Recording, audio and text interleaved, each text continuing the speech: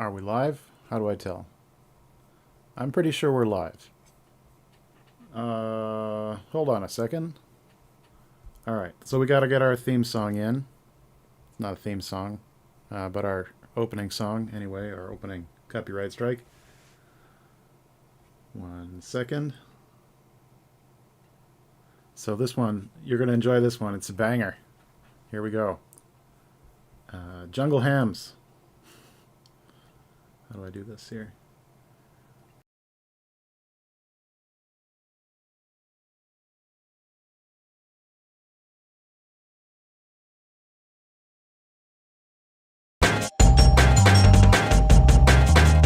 Well, Seymour, Start over. Start over. It was not right. Hold on. Alright, I think the volume's too high as well. Start over. Okay.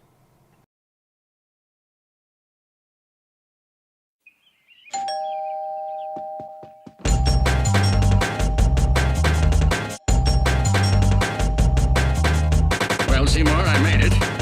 Despite your direction. Superintendent Chalmers, welcome. I hope you're prepared for unforgettable luncheon. Oh, ye gods! My roast is ruined! What if I were to purchase fast food and disguise it as my own cooking? Delightfully devilish. Seymour! Superintendent, I was just scratching my cat on the windowsill. Isometric exercise.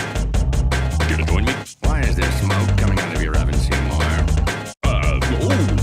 That isn't smoke, it's steam. Steam from the sea plant we're having.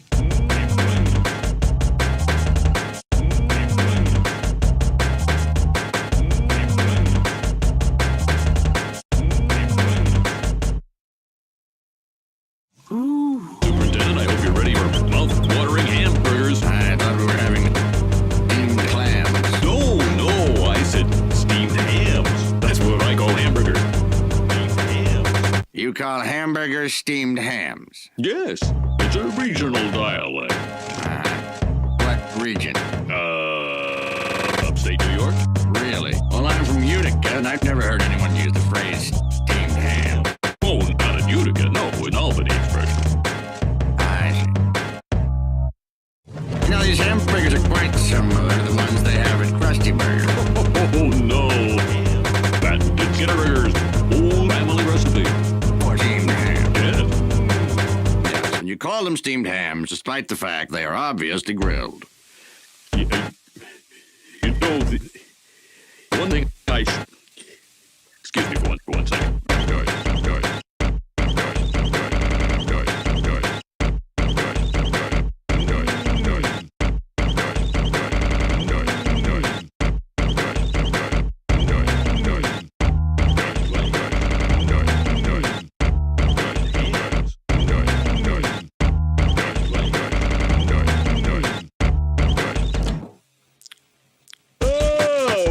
Wonderful.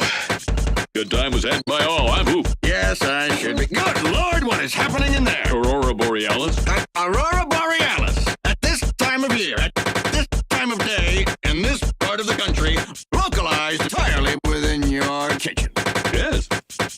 That's it? No. Seymour, the house is on fire! No, Mother, it is no light. Well, Seymour, you are an odd fellow, I must say. You steam a good ham.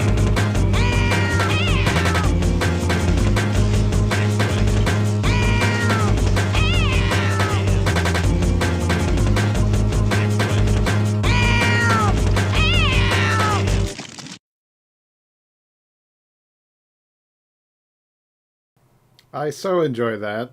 I enjoy the beginning theme song. The beginning song, whatever you call. It's not a, like, opening act, right? I can't say that I have these people as an act, but... Welcome to Sunkworks, episode 39, the birthday episode. It's not my birthday yet, but it will be in 2 days. Yes, it is almost my birthday. And we have some show notes. Let's see. So we remember what we're on about. The birthday episode. Here we go. This is the birthday episode. Welcome to the birthday episode. All right. So it's not about my birthday. Spoiler. Okay, so, all right. We forgot to do a few things last week. We didn't exactly forget. We ran out of time, sort of. So let's see if we can fit them in this time here. So the first thing we have to see is the calendar update that we were struggling to build in the last episode. And there it is. You see we've got a localized time here. If you refresh the page, you can see it's localized within the first few milliseconds after the page loads. And the same for all these times down here. They all happen pretty much simultaneously. It does not take very long to localize times or to manipulate strings. Spoiler. Okay, and it happens, of course, in the browser. This is great. Just make sure I do my sound check here before we get too deep. Okay, so I fully expect this is actually, and so far it seems, we actually had one person point out at the first meeting after this enhancement went in, hey, you know, this top entry here isn't actually the next thing. Is it? Right? And it was the Flux bug scrub early here. We were at this 8 a.m. meeting, and this one was still on the top of the list, which is nothing to do with the JavaScript. But we did actually go in and fix that now, so that all should resolve itself on the next refresh after each meeting from now. So that's great. Let's see. I had a bunch of things go wrong. That's the reason why we're starting a bit late. So bear with me, please. Here, I forgot to start my little time card as well. We'll give ourselves a few minutes on the time card.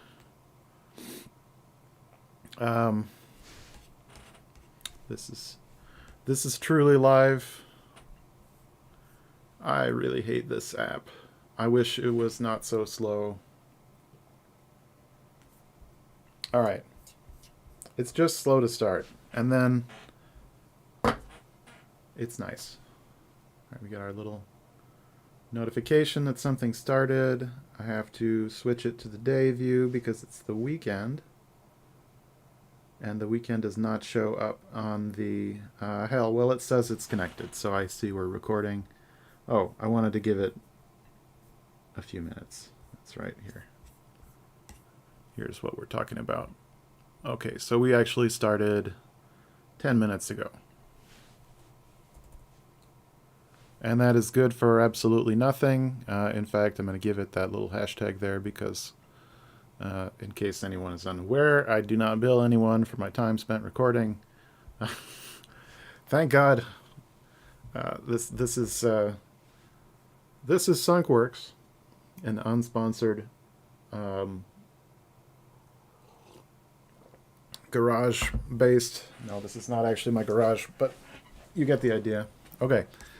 So we've got our new feature here, and I also noticed sometimes it seems to be a little bit slow. And I mentioned this in the show notes. I'm going to see if we can capture it now. I'm not sure. I'm honestly not sure because I haven't done the test in a controlled way. Whether this is an artifact of me connecting through a VPN or something that I'm running locally getting in the way, or what. Like, what is the problem? So I had some issues with my display link. It turned out to be this little toggle here. I feel so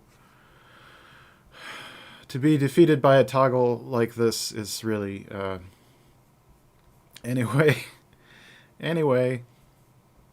All right, so I did want to see how does it do, and I don't know if we want to see network or performance. I think this is the one we want to see here.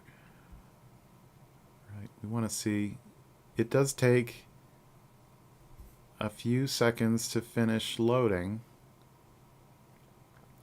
And I'm not sure if that's an artifact of the change we just made, because I honestly thought the page was loading very quickly the last time I looked at it, but here it says things are happening up until Like, well, there's a lot of idle time. Okay, so I don't know what that idle time is spent waiting for. That's kind of interesting. Task, task, task. But I think we can see if we do this again. See, that's the thing, is it instantly, it's already done with that. So it's hard to tell if this is our fault. And maybe we can drill down here and see something that can explain us what is the reason why this seems to take a little while. Here it says we're downloading fonts.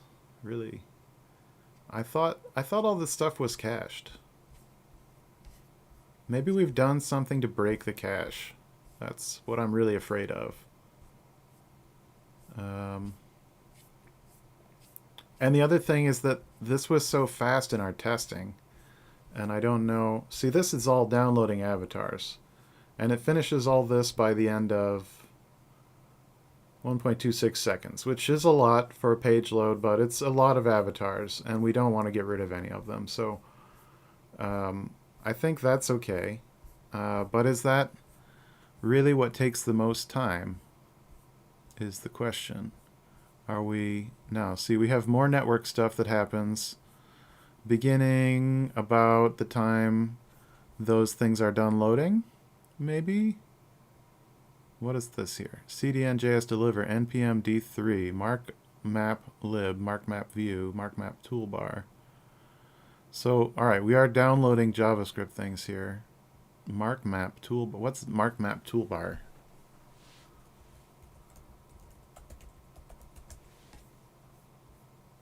It embeds a few buttons to communicate with a mark map.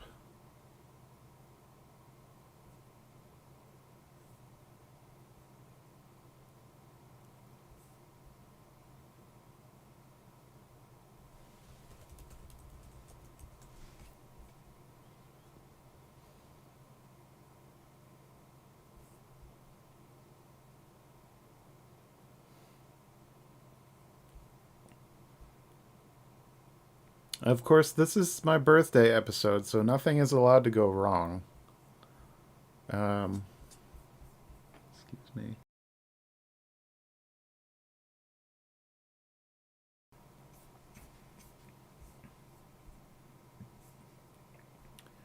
So I'm not familiar with this package, and I'm not sure how it got in our bundle, but I am going to blame Doxy. I think that it's probably a Doxy feature that I just don't know about. All right.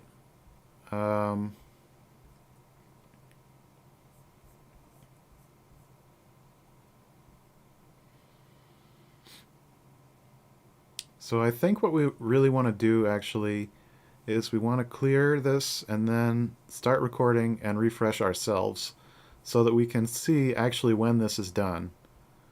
Because I have to do this relatively quickly. See, it's done pretty quickly. So I don't know if it's really this that causes the slowdown. And I don't know if we can defer some things. So this is something really neat that I learned in... Oh, see, it's still recording. See, that's not ideal. Let's try again and stop talking. Then we can really do the work. Okay. It's obviously done by now, so we can stop and we get our whole profile. Yeah, so we can see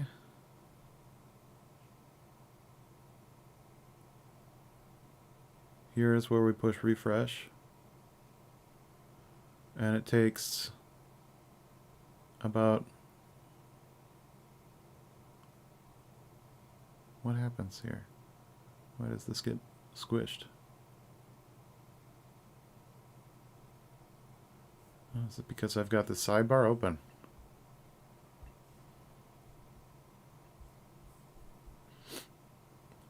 Let's try again so we don't see any visual artifacts outside of the one we're looking for. Clear. Stop. Okay. This is detail work here. Alright, so we push refresh here. That's go. And then that's at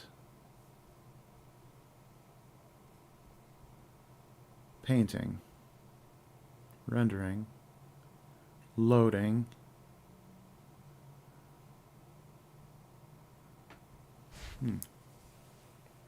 So the optimization that I was thinking about attempting to implement, and I don't know if it's worth it now after I'm looking at this. When I looked at it the other day, it really seemed like this was much slower than it should be. And now that I'm looking at it, I don't really see anything terrible in here that I don't, think I can explain. Like there's a lot of these logos, but I don't really see more logos than I was expecting or anything. Alright, so the website actually does work, and if you want to see here, it will work in whatever time zone you're in. This is the coolest one here. Look, it's Indian locale. Chinese locale uses what kind of numbers are these? Are they Arabic numbers?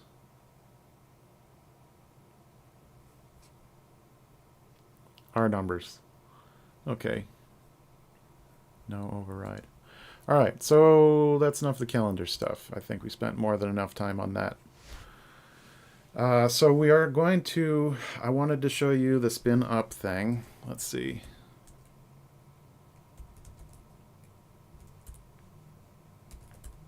Flux docs. Alright, so we made a Flux docs clone of our old Weave GitOps docs. Right, we've got a couple of different things in here.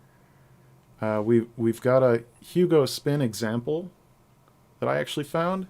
Hugo spin from one of the Fermion grapes. I like this expression. I heard it at KubeCon or somewhere. So this shows you, right, pretty much almost what I did. This is a little bit different than what I did. -B is base URL. So we've also seen base URL in our own configuration.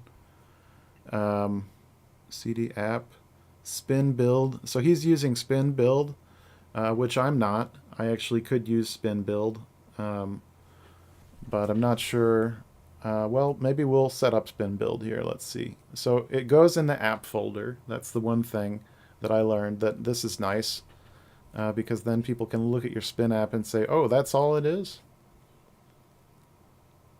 So we've got here our spin app defined, and it doesn't say what he's doing a build. Actually, maybe he doesn't do a build here.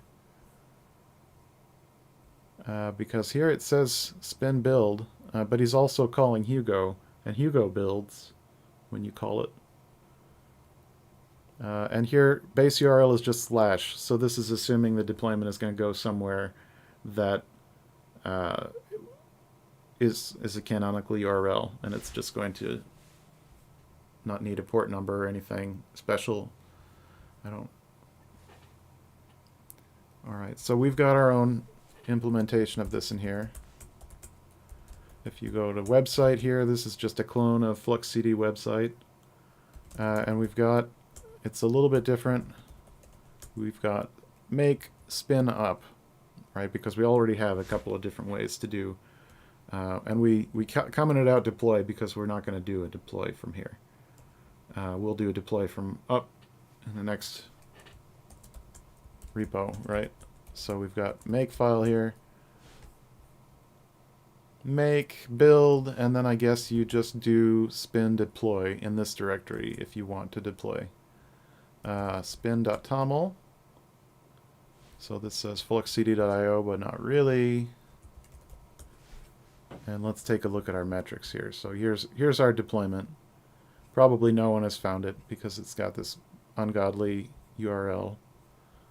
Yes, it indeed looks like there has not been traffic in the last 4 hours. There have been less than 10 requests in the past 24 hours. So the random URL does a job. You can't find it by accident. And people don't typically want to link to it, even if they do find it. So like that link doesn't look like it's going to work tomorrow. But we've got these two. I do want to see how their stats are. Here, they're both online, of course. And they both have some activity, even in the past 4 hours. Well, we just hit them, so they should. Not very much. It doesn't look like this is going to cost anyone money. That's for sure. Past 7 days. Cool. Is there a past 30? No, past 7 days. That's as much as you get. Alright, that's cool. So this is getups.weave.works, and the other one that we advertised, the microscaler one, docs.microscaler.com, actually gets, looks like a little bit more requests, not by much, just a little more. Certainly not enough to have to pay for it. So that's cool.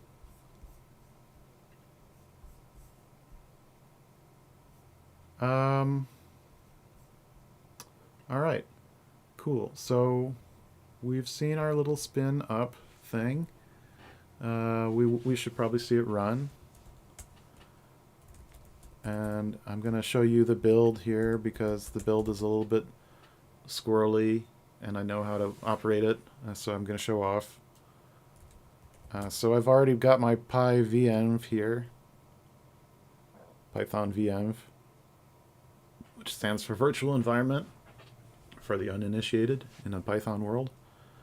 Welcome. This is really not as hard as it sounds. That's like most of what you need to know right there.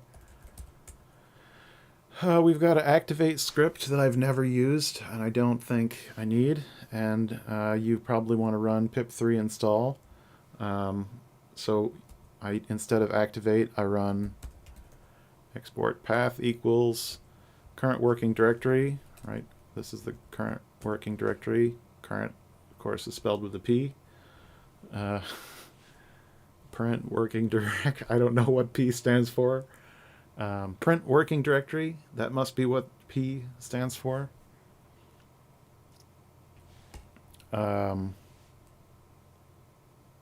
Make spin up.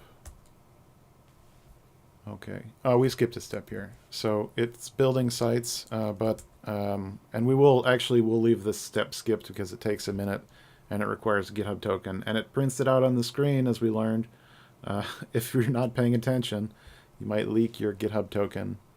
And this one does not leak anything on the screen. So make spin up, runs Hugo build, which takes about 4 seconds, assuming it passes. Then it runs spin up, which serves us the static files. And here's a link we can click on. And it does take a couple of seconds to load, even from our local, but that's okay. We've got all these images down here, and it's fast and responsive once it does load, and it's quick to navigate around. So I don't think it's a big deal that it takes a while to load all these logos. Although it would be cool if we only loaded them when you mouse over them, or when you scroll over them. And that is a feature we could access through Stimulus.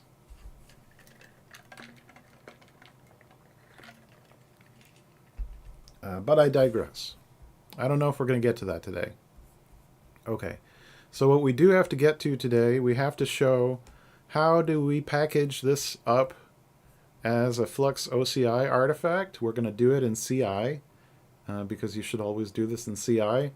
It's not a waste of your time to do it in your CLI locally.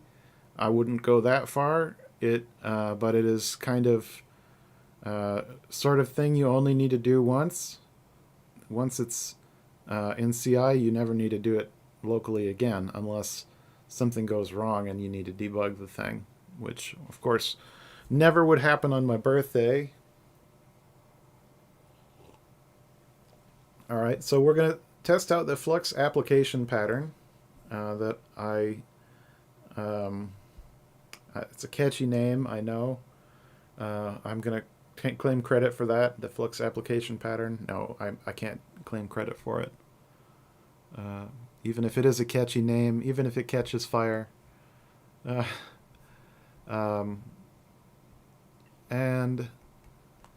our application, what we're going to do, actually, we're going to use OCI twice. So I've done it this way before, and I liked the results, but only to an extent, because I did it a few different ways that didn't, any of them really seemed to make the most sense. And I got to a point where I said, I'm going to need to see someone who knows what they're doing solve this for me. And actually what they did, the Fermion folks did exactly that. So they came up with SpinKube and the spin operator. And here our spin app that I've used spin deploy to deploy to the Fermion cloud. Well, we can use spin push to pack up all of the HTML files once we build them. And that's something we can do in CI. And I think we've already built our CI workflow here. I'm not exactly sure. Let's see. Kingdom B Flux docs. I have a feeling I put this in the Kingdom CI. Yeah, there it is. Okay, so this is where you can find the repo that I'm working on if you're interested. And we do have a little CI check here. It says deploy website on push. So this is actually calling, we've used the spin Fermion. Here, we'll take a look at this. I'm going to zoom in so you can see it. If you're on a mobile device or something, hopefully you can see this. Let's get this out of the way, and let's make this a little bit bigger. And I don't appear to be in the way. All right, so this is our deploy workflow. That's the only workflow in this repo, so it should be really easy to follow. We're going to add one more. It's the OCI. Actually, it might just fit right in here. I think we've actually got a push to OCI already. So we're going to add a few things. We're going to add our Cosign signature, and we're going to add our Flux push. So Fermion is going to help us build our Kubernetes manifests. So we don't have to do that by hand. There's a SpinKube something plugin that just spits out a spin app manifest. And we're going to use the spin operator with our spin app and Flux to deploy to the cluster. So this is going to be the workflow that we would recommend everyone use in production for any type of operator deployment, right? You take your operator CR, you put it in the repo, and then you push it out. And we're going to keep it up to date through haven't decided yet. I guess what we're going to use, actually what we're going to use is Flux OCI artifact to keep us up to date. And what we'll see, I think, are two things. We're going to use Cosign keyless verification in Flux to validate before we deploy that the manifest is actually signed by our CI workflow here. And then we're going to use in our build pipeline the output of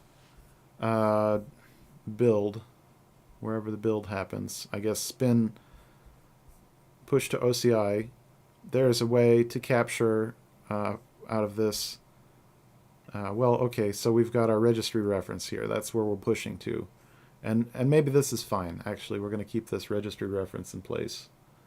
So we've got our spin app, the WASM that spin push pushes, but we also need our spin app manifest that describes which image to install, and it's got to point at this image that we built. And I am in the way here. Let me move this over a little bit. Oh, that was not very helpful. Can I do it this way? There, you can see now. Yeah, so we need to capture this registry reference, put it into a manifest so that it gets deployed, and then GitOps will deploy for us without access to the cluster. And we can skip this deploy to Fermyon Cloud step. We won't need the third-party service provider at that point. Sorry, Fermyon. I love your open source. I'm going to use your open source. There's nothing to be sorry about. I really appreciate that you all are committed to open source, and I say this without any tongue-in-cheek or snark intended at all. This is great software. This is why I'm pushing it, because it is going to help you use WebAssembly, which I think is an awesome technology that we should all learn about. And I'm still learning myself. I just know enough to be dangerous at this point. Right, we can use it to deploy websites for cheap. That's what we're showing here. And if we can use it to deploy websites for cheap, and it enables us to use code from different languages in any sort of way, then I think all that is great. And that's why I've been talking about this for a couple of years now in public settings, and not just because Fermyon people are cool and because I'm following them because I'm a follower, but also because you should follow them. They're smart people. I know that whatever they're doing is going to be worth your time to look at. So there you have it. This build is a little bit complicated, but not really to look at. It just downloads Hugo. We don't have to build Hugo. We don't have to build anything for Python and Go. We'll set up Go because I think that helps Hugo somehow to do, because Hugo themes are packaged as Go modules, so I don't know if you need Go to do that, but I assume you do. You probably want Go, and I want to control the version of Go. So we select a latest patch version. I think that's what that means. This actually might mean the latest minor version above 121. We'll take a look at the build to see what it did here, and it's only built twice successfully. So we've got our setup Go that says at least 121.0, and it did indeed pick the next minor version. So we've got later Go than that, Go version 122.2. So that's good. And we did our build content, which requires a GitHub token. And here you can see it has been squelched out. That's really cool. That's a feature I'd like to be able to appropriate and use somewhere else, but I don't know exactly how it's built, but it's cool. It's definitely helpful. So we got our build content, and then we install Spin, the latest version of Spin, which at this point is 2.4.2. We use it to push to OCI. This takes a while because this is all of our built content, and there's a lot of stuff in there.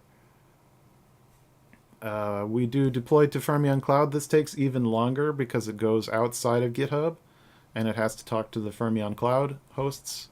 And this uses another secret. I'm sure it gets, yeah, it's a secret, so it gets squelched out. You can't see what the secret is, but it's included there. And it installs the Cloud plugin, which is how you install to Fermyon Cloud. And they do everything with plugins. So the Spin binary itself is pretty lightweight, and it doesn't do everything, but it does have the capability to pull in new capabilities with plugins. And there's a link to our app. We can go see. Of course, we've already seen. That's lovely. And I think it does some caching here. Primary key was not generated. Please check the log messages above. Cache folder path is retrieved, but doesn't exist on disk. I think this is saying we didn't use Go.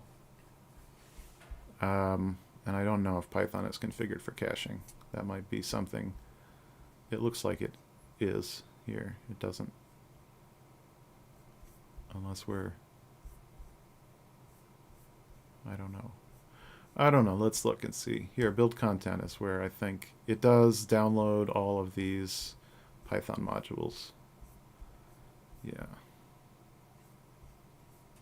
I don't know if it has to do that every time or if we could cache them. But if that's the only thing, 54, I mean, it's 54 seconds to build and it's 50 seconds to upload. So we said we have to add a couple things here.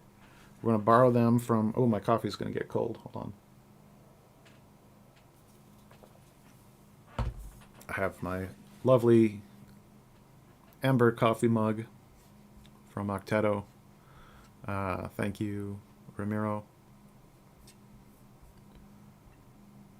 Keeps my coffee warm while I'm talking. It's amazing.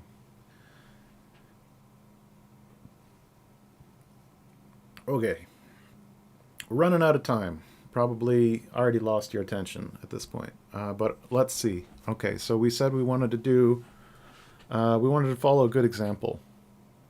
And I think capacitor is actually a great example here. I have some issues with the app itself. It's 0.4.2.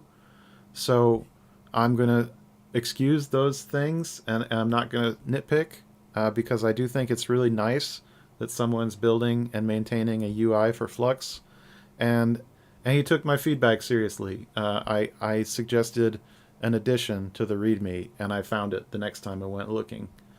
So that's what we're going to look at today. Thank you, Laszlo, for taking my advice. It was a really simple ask, so I'm glad to see it implemented here. So what we've got here, this is how we're going to accept our delivery of our web app here, and we're not going to use ref semver actually, because we don't have. Yeah. All right. Let's think about this now. So we don't want to build a new version scheme, I think, because this is the website, and it's always deployed from trunk, and there's no need for versioning. And I'm going to go against, because we're not actually doing this for the Flux production website, which actually does have a need for versioning, and it does maintain different versions here. So you can go back and see the docs at the time of 2.1, and that's a snapshot. So if there are things wrong, I'm going to look for the thing wrong. I think we fixed somewhere on here. There was a bad... I don't see it here.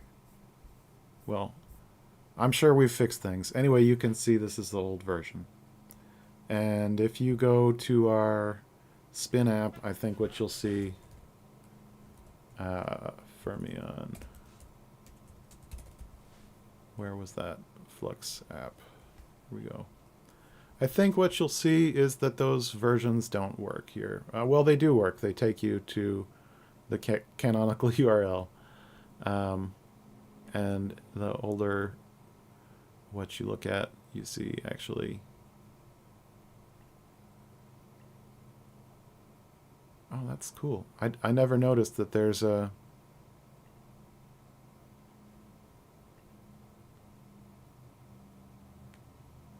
So I guess we're building... because I noticed here, if you go back to version 2.0, you can see that there's a link to version 2.1, the next version, but you don't see all of the links here. And I guess that's because we don't rebuild 2.0 docs. They're no longer maintained, right? But if we go to 2.1, we see there is a link to 2.2. And that's really interesting. Did I just click on the wrong thing there? 2.1.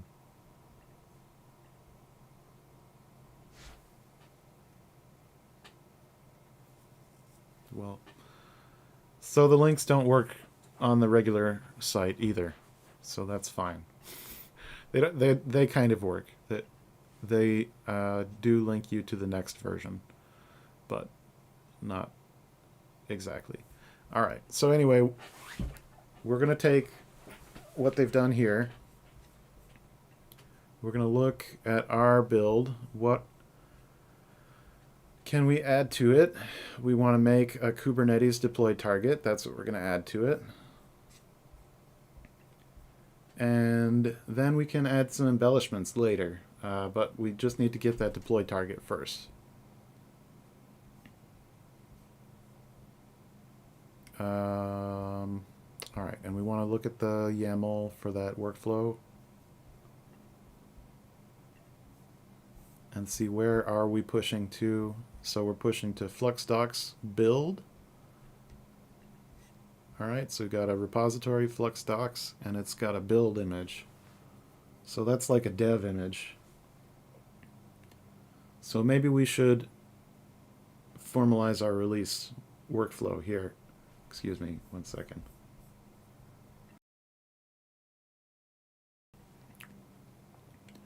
Maybe we should formalize our release workflow here, the conscientious SRE says.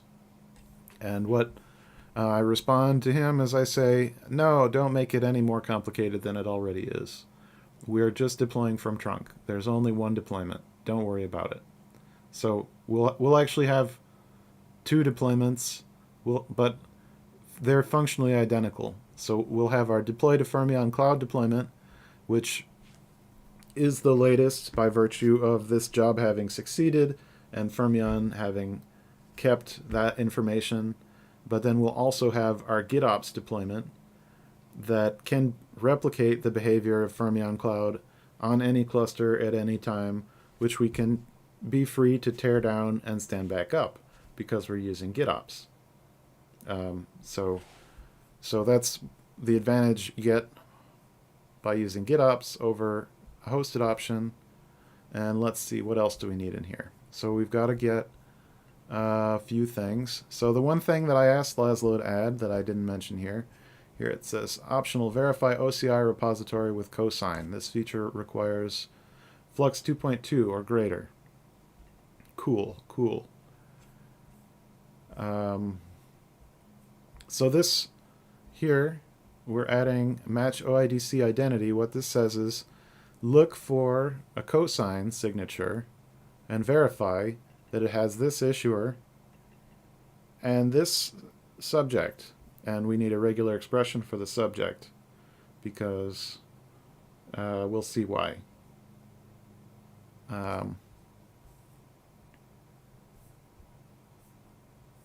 And we need to borrow the workflow. We'll see what the workflow looks like. Here it's got build and publish workflow. So the build, does this do any? No, it just does make CI build. This does not do any sort of push. All right, so ours is more analogous to the publish workflow, which he runs on tags only. I'm going to run, like I said, on the main trunk here. Cancel previous runs, that's interesting. I've never thought to do that. And here he's got a version of Go pinned. Check out code into the Go module directory.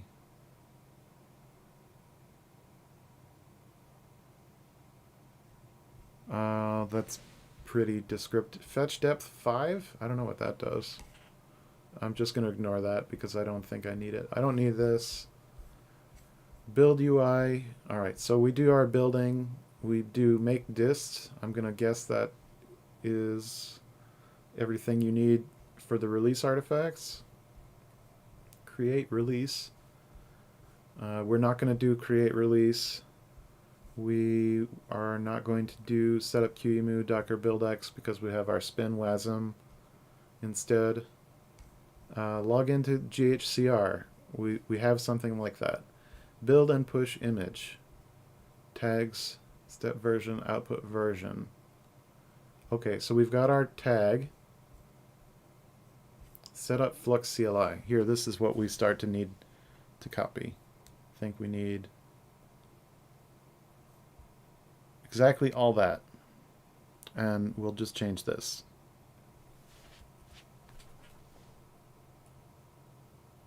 And this up here. Great. Great. Okay. This is exactly what I wanted here. Have we got a terminal? Yes, we do.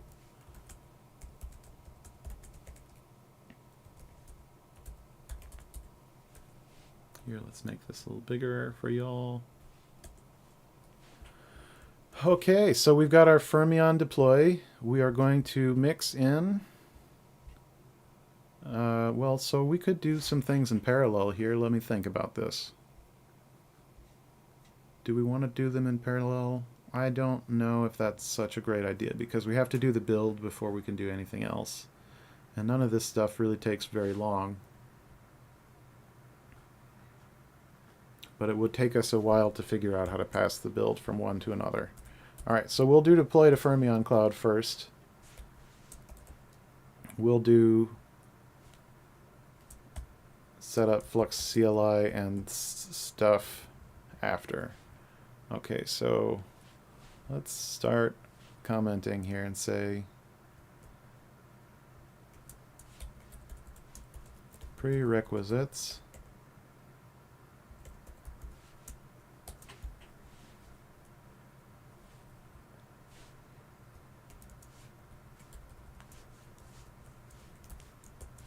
Build.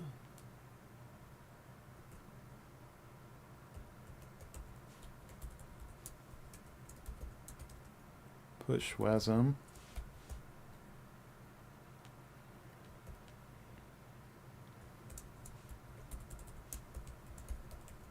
Deploy.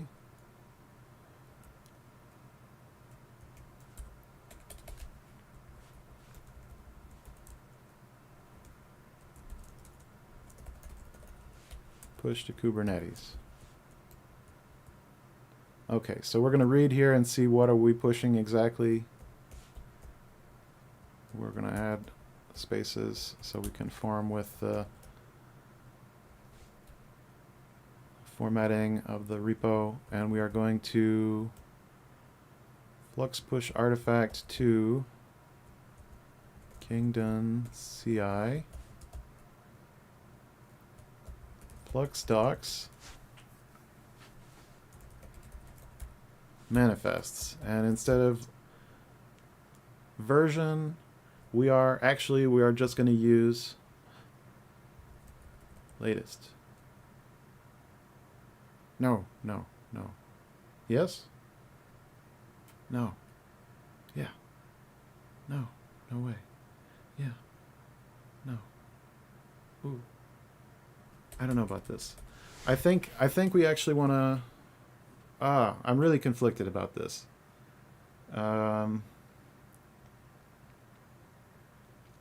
Because I've spent so long telling people not to use latest. And this is really a different context. So the advice can be different. But is it worth it? Is it worth the confusion that will ensue? People who always thought that you should just avoid the latest tag forever. And so the reason why you can use it here is because it's like a branch reference. So in GitOps, what you typically do is you bootstrap your Flux instance, right? You bootstrap it in some repo, and that repo has a main branch, and that main branch is where Flux is installed. It's the source of truth, is the main branch. So in an OCI repo, a latest tag is technically also the same as a main branch. So you could deploy from it. And we're going to use a different path here. It's not going to be... Anyway, we are going to use latest. I think that's okay. And we're going to get some flack from the...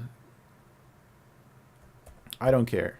This here. Kingdom, CI, Flux docs, manifests, latest. Yeah, so we're going to assign whatever it is there. I'm going to assume, since we just pushed it, that it is our push, which may or may not be safe if we have not canceled the previous run. I kind of see why that's here now. Anyway, it's push Kubernetes, and then here we can put that down here actually. Sign Kubernetes manifests.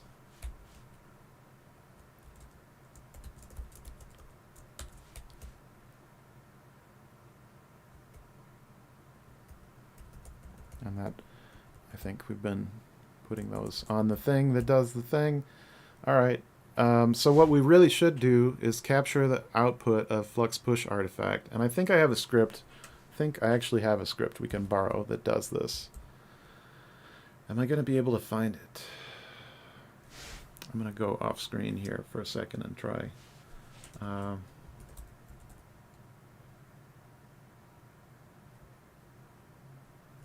we might be in luck.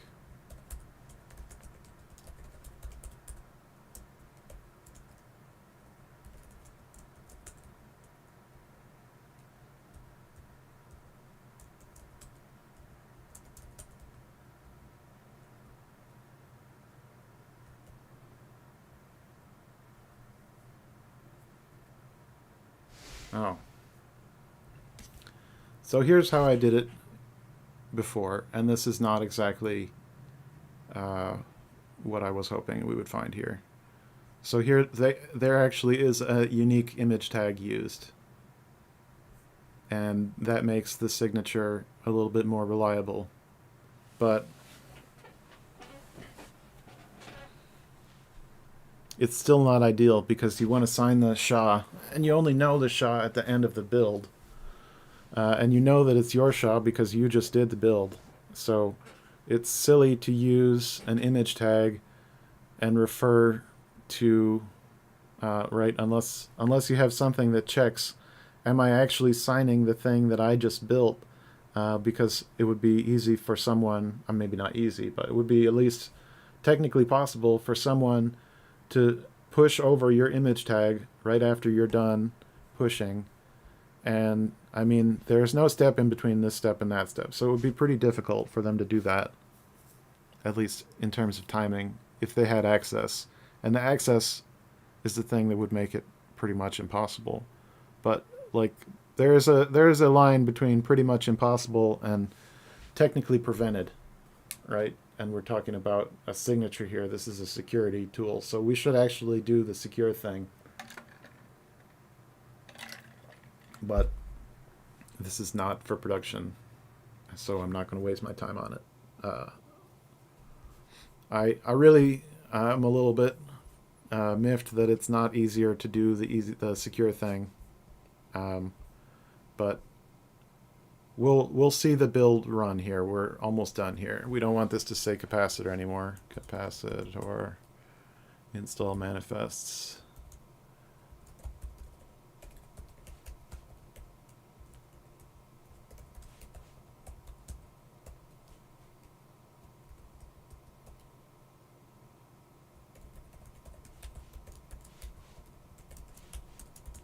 So I did say we would see the running. What is GitHub SHA here? Wait a minute. Revision. Well, this is all boilerplate here, and we don't want this to be in deploy Kates. So we need to build our spin manifests now. Deploy SpinKube here.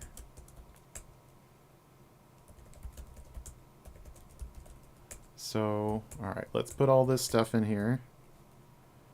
And we're going to make a deploy directory. And a SpinKube directory in that. Okay. Spin.toml points at this website / public directory that is all still built, and that's fine. We don't have to build it again. And we just need the docs here for a second. I know this is going to be really easy, but here, let's see. There's an article from Matt Butcher. Just want here. Yeah, we've got some cool stuff here to look at. So we are going to look not at the Tailscale extension, although the Tailscale extension was neat.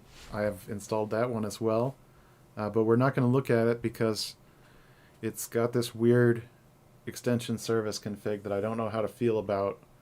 That it seems to be a secret, but it is kept in a non-secret resource. So I don't know how to feel about this. Because, I mean, technically it's a CRD, so if you have access to read CRDs, then you probably have cluster admin. But that's also not a great assumption. So anyway, I don't know how to feel about this. I feel a little weird about this because this hosed my cluster as far as I could tell. I'm afraid to try it again, but today we're going to blow away the cluster if we have time, so we can actually try it. But let's see here. So SpinKube. Here, let's read the docs. Quick start. So at some point in here, they tell you use your sample app. Here we've got our sample app.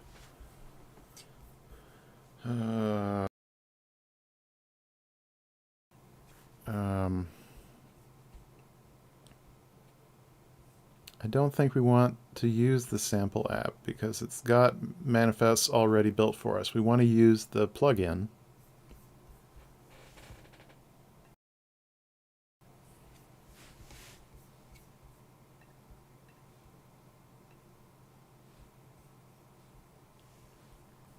Package and deploy spin apps. Here, this is what we want. All right, spin new. So we've already got our spin app because we can do spin up. We know we have a spin app. Packaging and distributing spin apps. So we've got our spin registry push. That's already in there. All right. So one thing we want to probably do, deploy.yaml. I don't know if we have anything that can verify Cosign signatures for spin apps. So I'm not going to worry about that because we're going to we are going to refer to our spin app, I think, by its SHA hash. So it will be addressable in that way, and it's secure because the manifest that has the SHA hash written in it is signed and the signature is verified. So we'll see that, but I just am thinking here because we're pushing to this OCI artifact, it would make sense to sign that too. But I'm not gonna. Well, why don't we sign that too? Why don't we do it? Here, we'll do that. I like that idea. It doesn't cost anything, even if we're not going to verify it. Spin app OCI artifact. We're just going to borrow this. Oh, damn. Git gutter!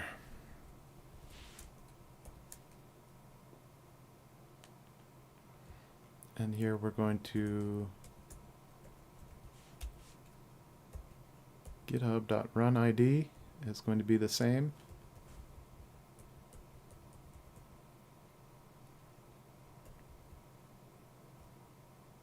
So we are missing a couple things here now that I think about it.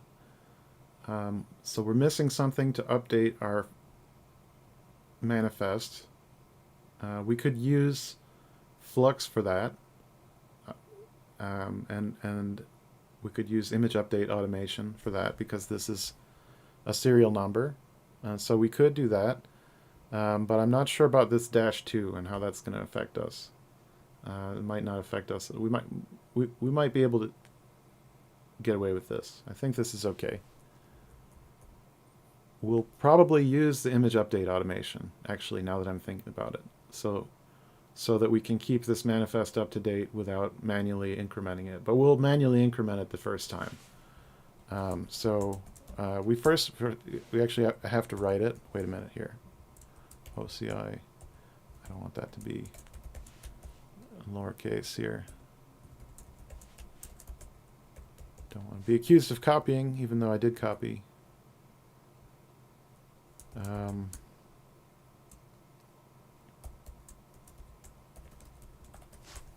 Okay, so we've got somewhere in here it tells you SpinKube scaffold. That's what I want. Okay, so we've got to take our built artifact. We'll build one and sign one here. What's missing is we don't actually have the Flux artifact directory here, so we'll put a dummy file in the artifact directory. Actually, why don't we put a real spin app in here, since this is really what we're going to need.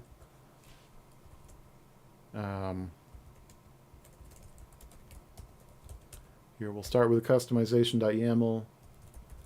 If you don't know, I don't think this is documented anywhere, and I won't guarantee that it's going to stay like this, but you don't actually need API version or kind. Normally you write like that. It's completely optional because this file is named customization.yaml and it can be implied. But the API version may become important someday, so I recommend you write the API version in here. I'm just not going to do it now because I don't know what to write to make it correct. So I'm going to write a namespace in here. We're going to put it in the default namespace because why not? And resources directive where we will add our spinapp.yaml. And then we'll add spinapp.yaml as foretold in the prophecy, where we will write our Flux docs metadata name and our image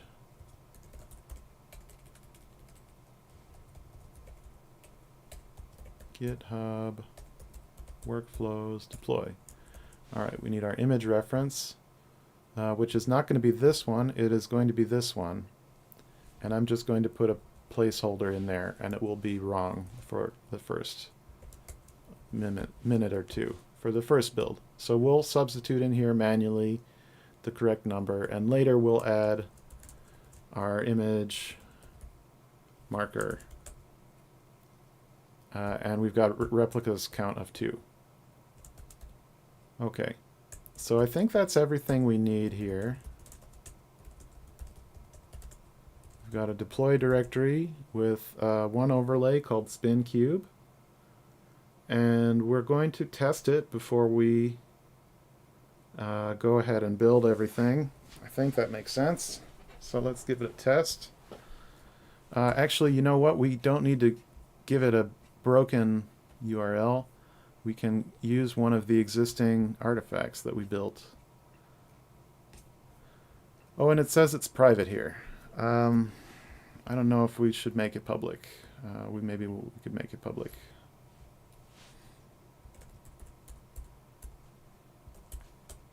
Here.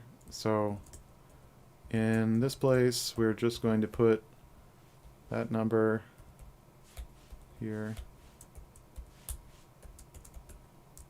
Replicas 2. All right, there we've got our working build number.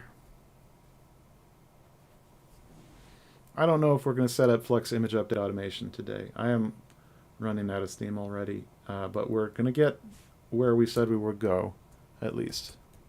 We're not promising to add more onto that yet. All right, so we said we're going to test this.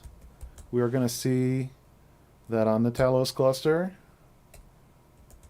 spin apps are a resource already. Here, let's get our cube login token ready. Okay, so we've got our simple spin app in the monitoring namespace, and it's deployed using the executor containerd shim spin.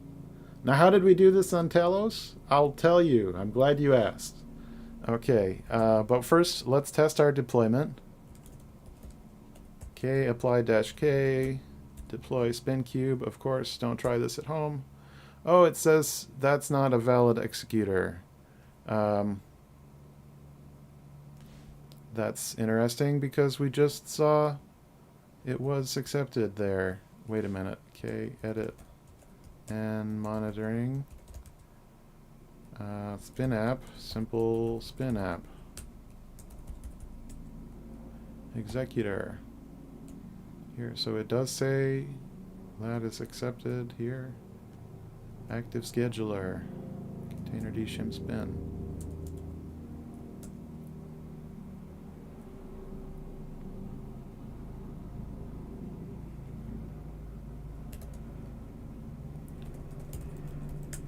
So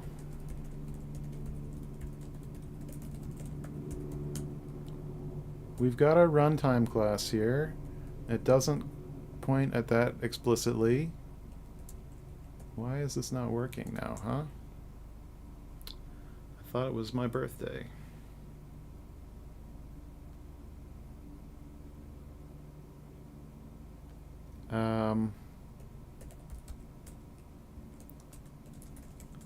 Let's see what kind of messages we got in here. Maybe it will tell us what's wrong.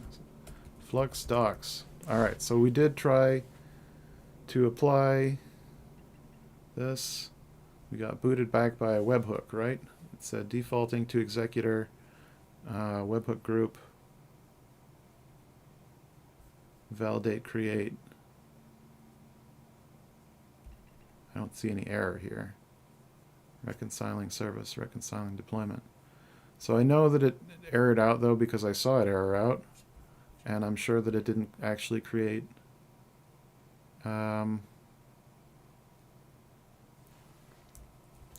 so what makes this one different than the other one? Well, let's go in the monitoring namespace. We see we've got our simple spin app running.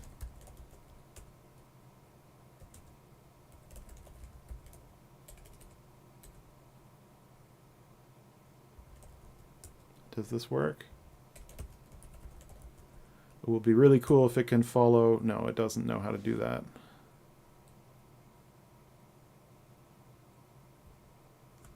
But we can do, I'm sure we can do that. Okay, so it shows the app is running and it shows that it has some routes. So how come this is, so let's go step by step here. kubectl get extensions. Talos ctl get extensions. So here's where we can see that we do actually have some extensions installed. One is for spin, one is for WASM-Edge. So I don't know where we can see like if there are logs associated with this. And you do have to have this particular version right now. Unless there's a newer version, you have to have this version. Because these extensions are only available for the versions that were available when they were first published. So this is a brand new extension. So whatever's wrong right now might be my fault, or it might be an actual bug. Maybe we'll get to file a bug while we're watching here. I'm not sure why we got this error. I'm going to try and delete the sample. Well, wait a minute. Let's edit namespace monitoring first, because I know that we did put this thing on the namespace at some point, and I don't know if it was important or not. But if it's missing from the default namespace, maybe that's the reason we're having a problem now.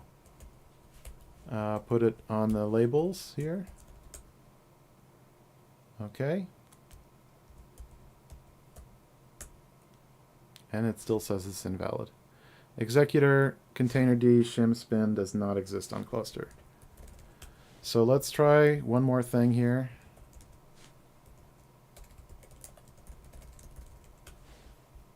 We see this has been running for a while.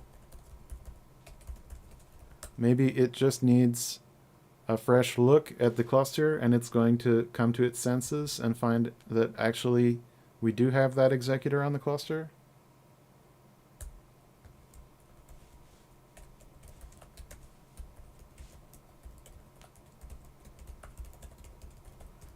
I have to get my... Here, wait a minute. Runtime config secret already exists. Spin app.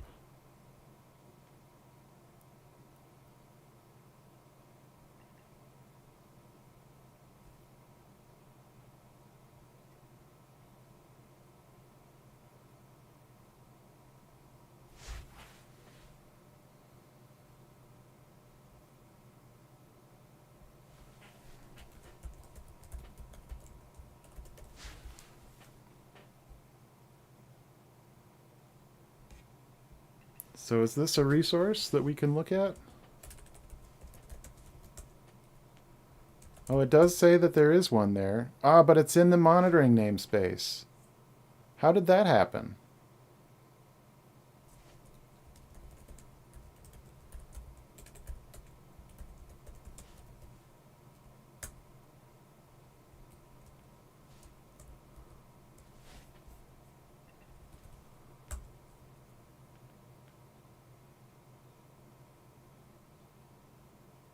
Create deployment true, deployment config. All right, so we did not read the directions somewhere. Oh, well, it doesn't mention this anywhere in the directions. So how did we get a spin app executor?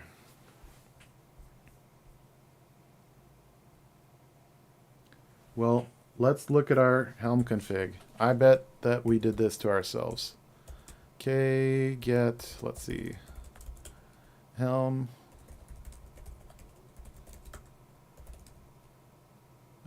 get values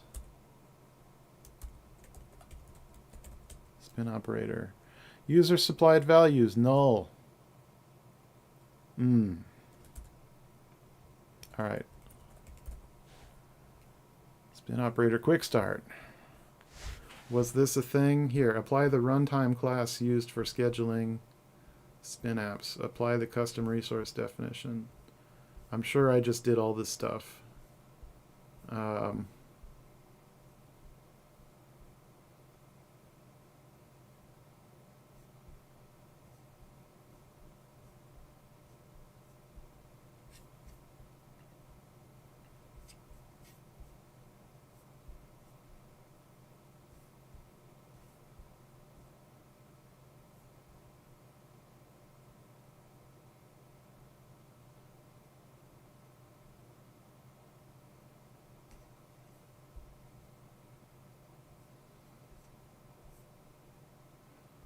Oh.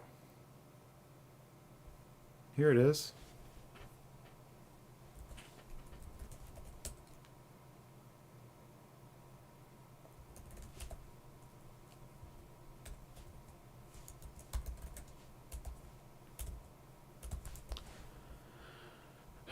Damn, bro.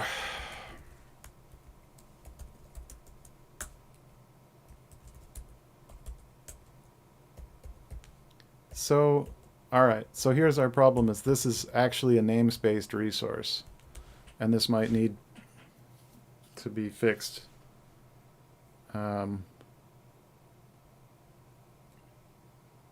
But we could put one in the default namespace, I guess.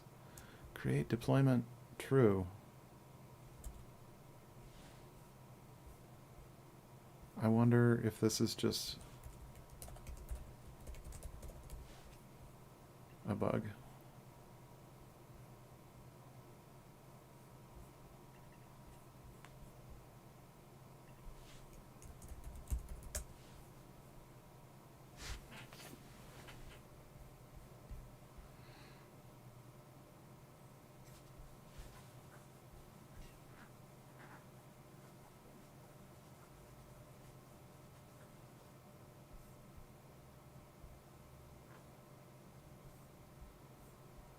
It looks like some things are still very early here.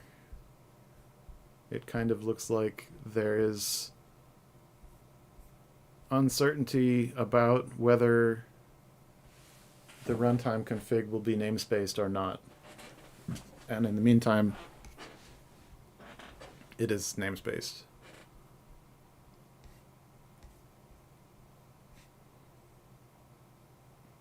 So SpinApp is namespaced. SpinApp executor also namespaced.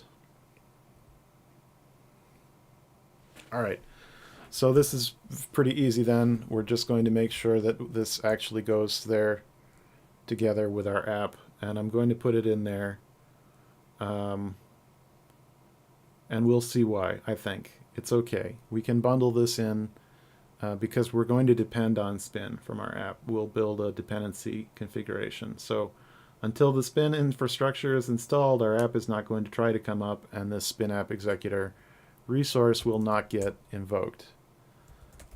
Spin operator dot spin executor deploy SpinKube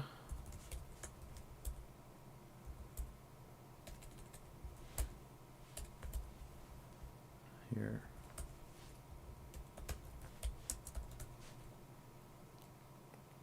And the runtime class is system-wide, so the Spin App Executor is not, and I'm guessing that there's a reason for that. There probably will be some further discussion about it at some point. I don't know. I haven't been involved, so it's not something I know about.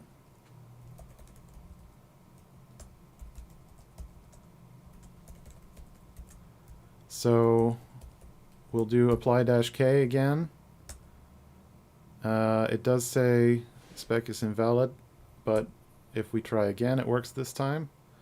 So we may actually need two dependencies here. I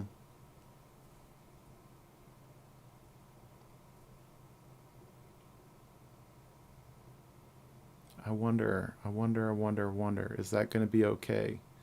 Or are we going to have a problem?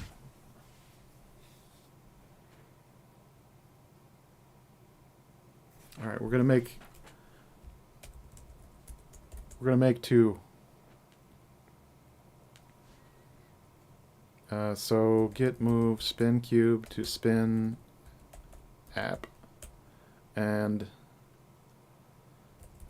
spin infra.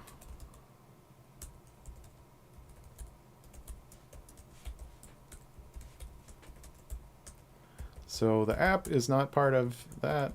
But the spin infra is. Okay. Spin app. And we'll remove that one here.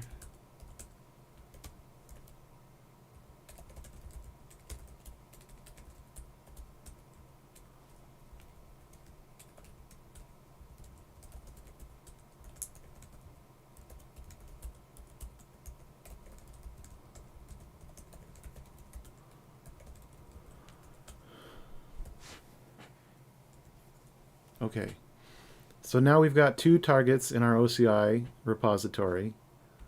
We're going to use them both. We'll install spin infra after we install the spin operator Helm release, which is global, and after we install the runtime class, which, where did it go? We are going to see how this works. We may not see everything today. but we can see it in the repo later. I think that there's a decent chance I'm going to give up soon. But we're almost there. We're actually almost there. So I'm going to definitely... Oh, they've got a version 0.1.0 in here. This might be newer than I thought. Spin operator here. Upgrading the chart. Uninstalling the chart. So they've just given you instructions here for how to handle the CRD. And it does mention that you may need to upgrade. Yep, so this is something I mentioned in the show notes. That if you are using Spin or any Kubernetes operator with Helm to install it, you need to be aware that Helm does not manage CRDs after they're installed. And that leaves it up to you. Which, as the cluster admin, you should obviously know how to do. And here are the instructions. It's not that complicated, as long as you don't have to downgrade, which I think I mentioned in the show notes. You can't just downgrade. All right. So, okay, so we've got our Spin app and Spin infra. We got to make sure that we package the right thing. The deploy directory, we want it all.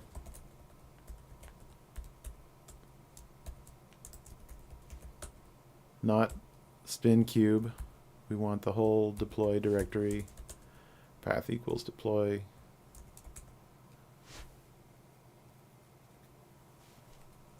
Install Cosign, Cosign version, sign OCI artifacts. And then the thing that we'll need to deal with, I think, is in what order does image update automation run? Because we've got a reference to this. It's going to be out of date until...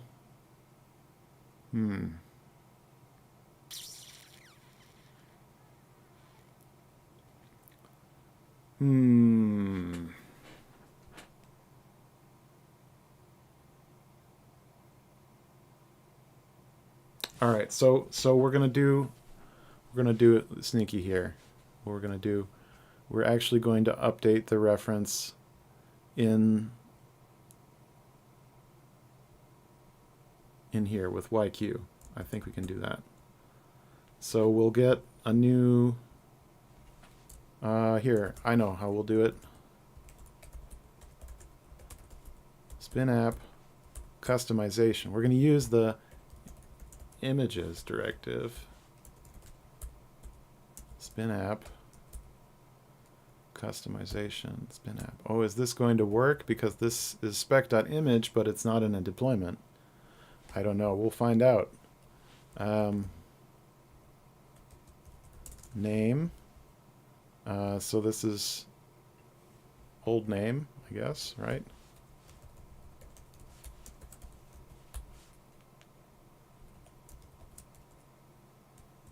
Name or new name.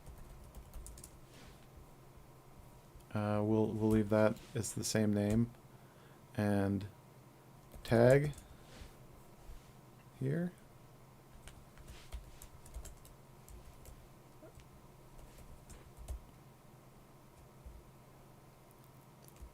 Update me. All right, and we're going to put this image marker here instead.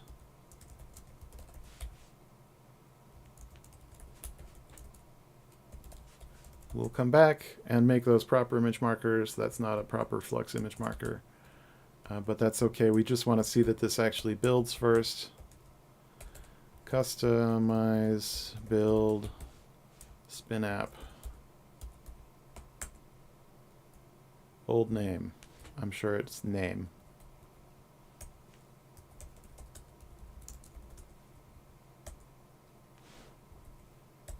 And this must be new tag as well. So customize images directive only works on deployments. It doesn't just go looking for images anywhere, does it? Images, CRD. Ability to set images for CRD objects. Oh, it's closed.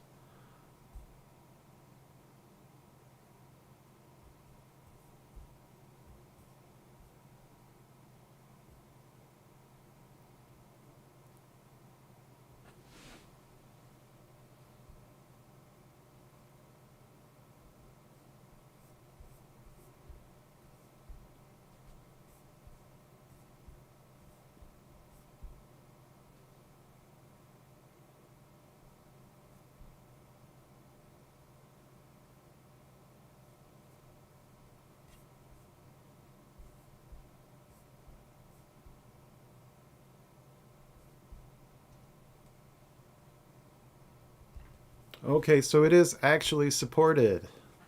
It is supported, you just have to know how to do it. And hopefully there is a bit of doc in here that's going to tell me how to do it.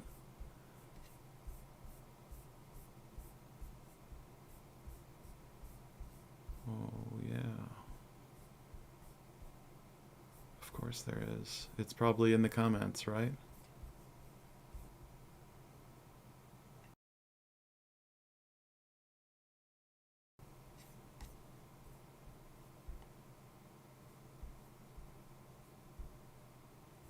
All right, so here you've got your random kind with a bunch of different places where you want the image name stuff to go.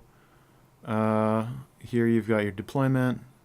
Here you've got your other random kind and deployment. Are there really no docs for how to do this? Not in this PR, at least.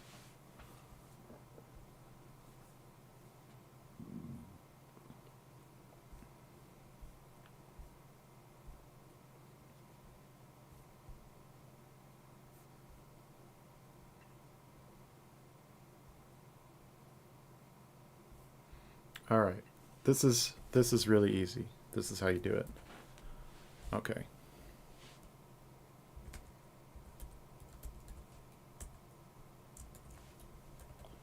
So we need to include a configuration, and this is images config.yaml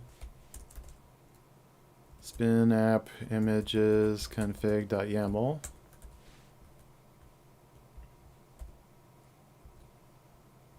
And it's going to look like this.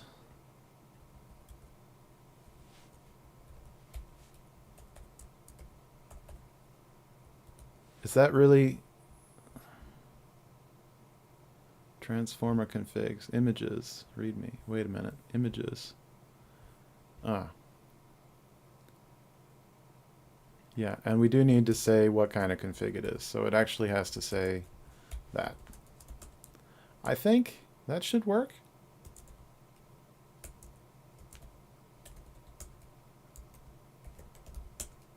No, it did not work. Oh, well, we have spec.image. Is that?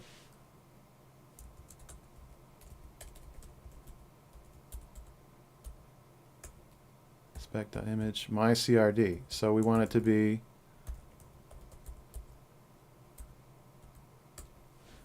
not myCRD, but spin app, right? And there. That's what we wanted to see. Okay. All right. So as long as we update this customization.yaml with our new image, which is easy to do, customization.yaml set image. There is a customize set image command. Customize edit set image.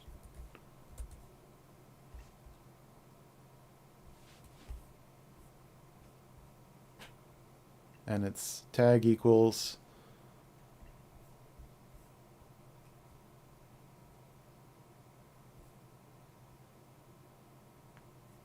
wait a minute. I don't know. Can we see a simple use of this command here? Customize edit set image.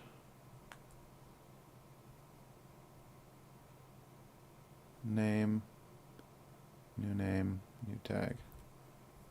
Okay. All right, so we're going to do spin app.yaml,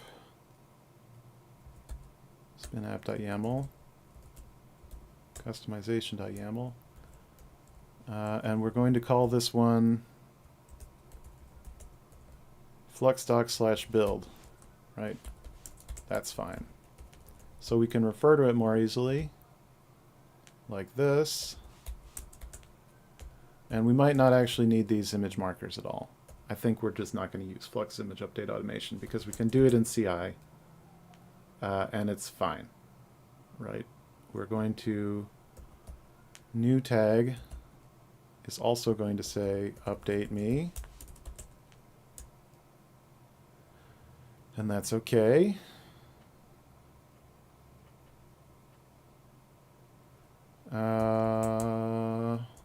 think that's all okay.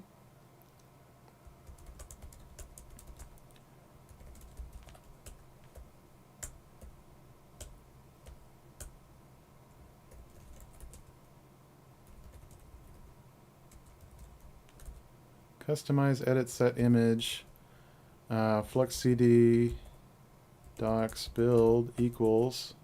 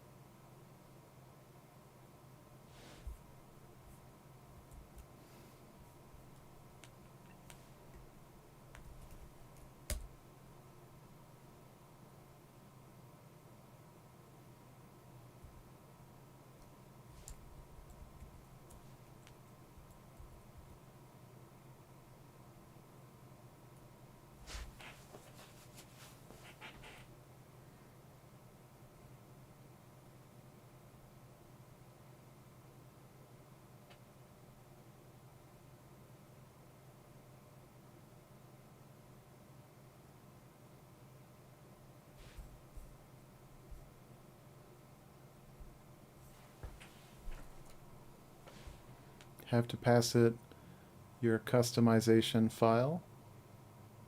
Oh. Can you pass it a directory? No. There. Okay, so it did update name, it set new name, and it set new tag, and it wiped out my image markers, which is fine because we're going to do this in CI. What is going on here? Name, new tag,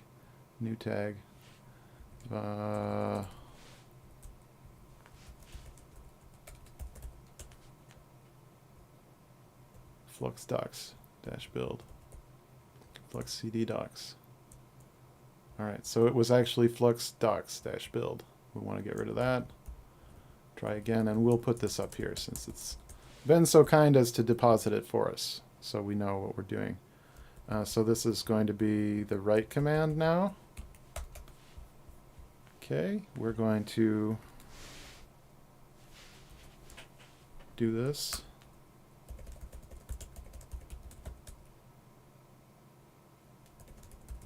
And add images config here.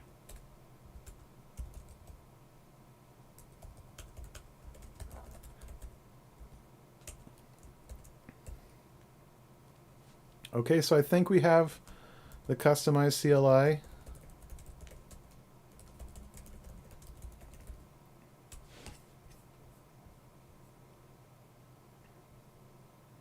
Maybe we need to install it.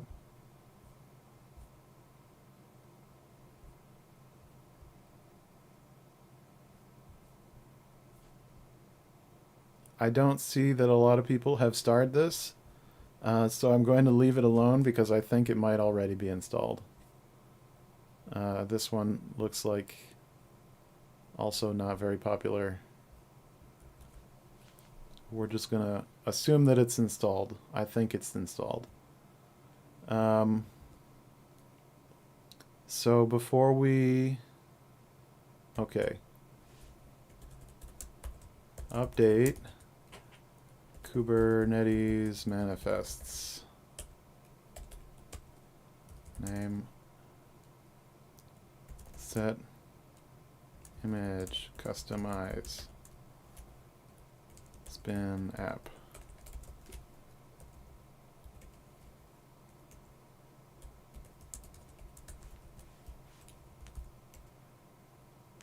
CD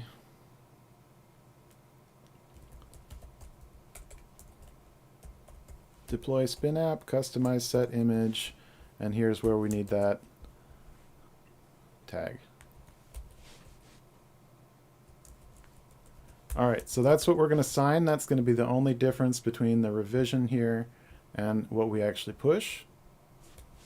I think that is going to close the loop here, so we can just deploy our latest artifact and it will always have the latest OCI artifact referred in it, and we should probably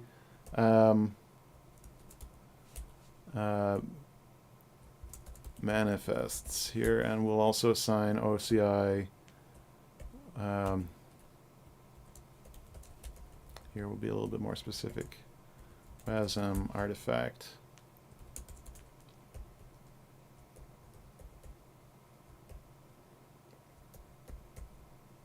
So it's all going to be signed. We can verify anything we want later. But I think this is the workflow here. I think this is it.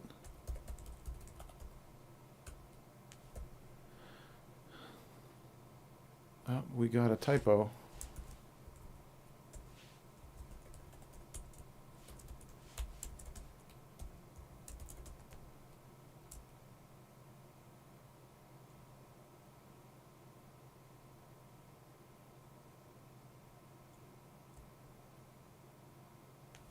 I'm going to use, because I don't know if this is going to stay CD, I don't want it to be a problem here, and we actually do the same thing up there. So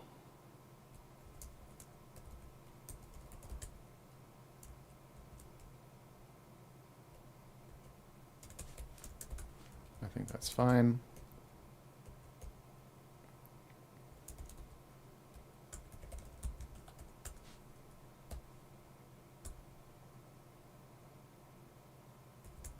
We're going to add that. We're not going to add that. And we're going to commit all this stuff and push it to the directly to the main branch. Wait a minute, no. We're going to create a pull request. We're going to set a good example. Update, deploy, workflow.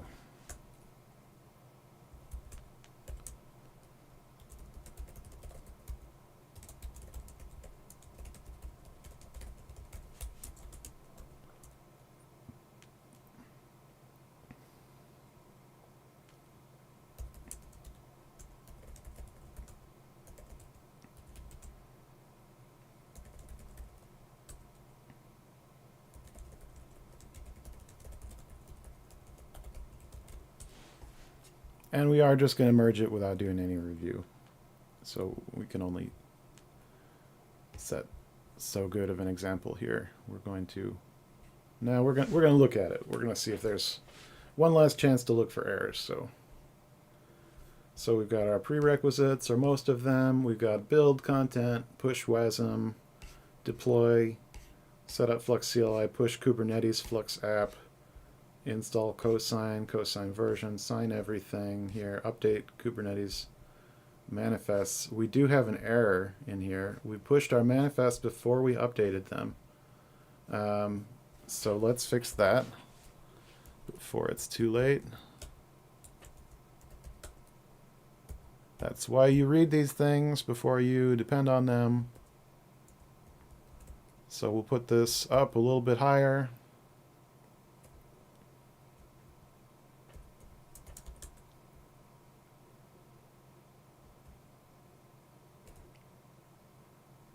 That should be correct. Update manifests before push Flux app. There's no such thing as Flux app. I've just made that up. Remember, don't trust me. All right. Push. I think it's better now. One last chance to look. All right, so we set up our Flux CLI, update our Kubernetes manifests with customize, edit, set image. We set the specific image that we want to push to, that we want to pull, rather, sorry, our build. And we push that to the Flux latest manifests. And then when we want to deploy, we use this OCI repo and this tag. Oh, and you can not see behind me, sorry. This latest tag. And that should be okay. So we can We can, if we want, we can set up a receiver so we get notified whenever this gets pushed to. Or we can set the interval to a short duration. I think that's a less attractive option. We should probably set up a receiver, and then we can verify our signatures and everything. We'll see that that works. So let's give it a shot. Let's give it a shot here. All right, we can't approve our own change, but we did actually review it. Okay, we're going to merge this. We're going to look at the build. It's probably only going to take a minute. And we're going to go away for a minute while we wait.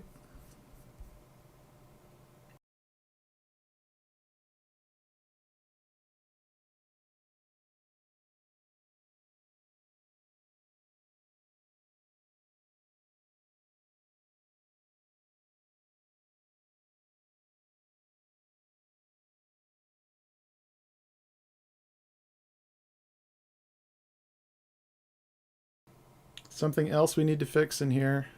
Oops. That test stimulus branch is gone. Let me try again.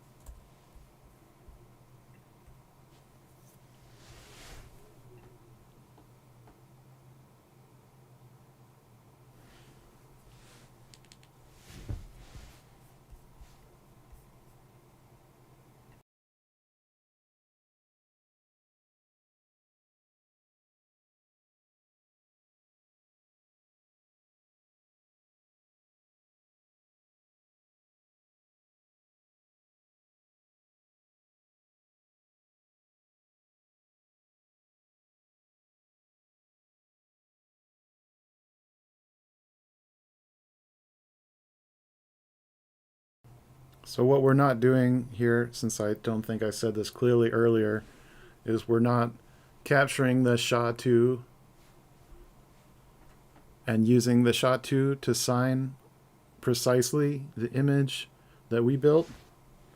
We are signing whatever image is there at the build number, which is a finer point, and I don't think it's going to come back to bite us here because this is not for production. But you should probably take the time to make sure that you capture the SHA from the output when you build, or use a GitHub Actions workflow that does all that for you. I think that might be a nice enhancement to the spin build workflow. Oh, what happened? It didn't work. Something didn't work. Could not fetch apps 409 conflict FAQ. I've never seen that before. Did we...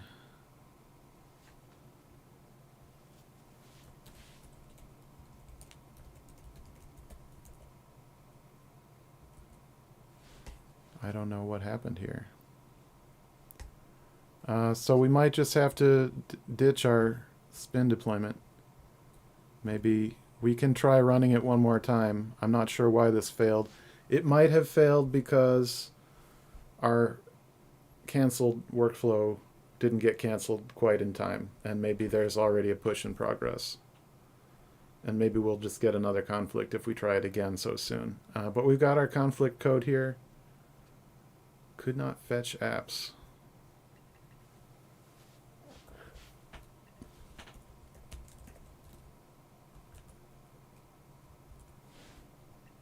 We'll just try running it one more time. Then if we really need, we'll take the spin deploy out. But I think this is probably going to work the next time we just try it here. Cross your fingers.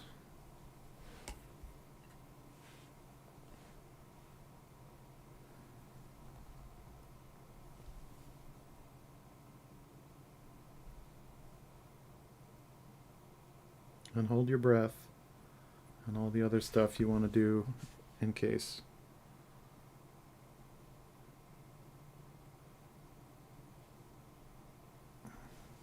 I don't know, pray to Saint Anthony, do whatever you gotta.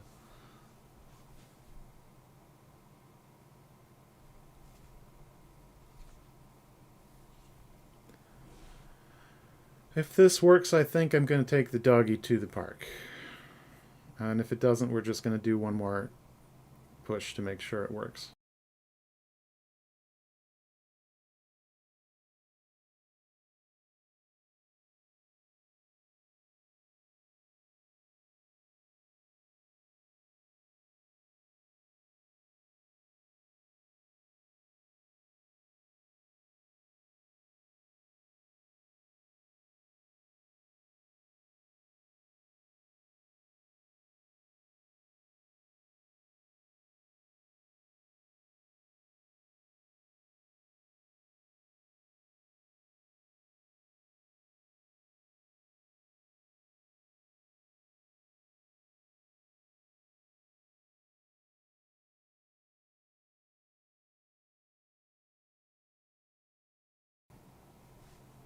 Is it working? Kind of looks like it's working.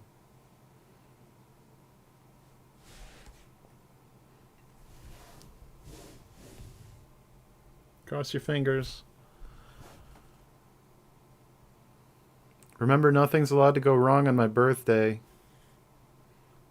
It's really asking for a lot. This is not my birthday yet, but oh, it said it worked. Something else failed though. Push manifests. Okay. Push requested access to the resource is denied. Alright, so we are not logged in a way that Flux push artifact is happy. Oh, maybe we just need to create this one. Post access denied. I think we just need to pass along our GitHub token and we'll be allowed to push.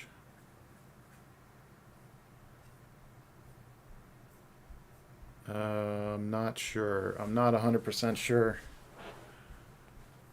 Are we doing login already? We did a Docker login or whatever.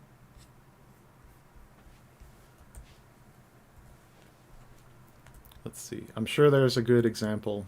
I'm sure we just missed the thing in the example that we already followed here. Capacitor workflows.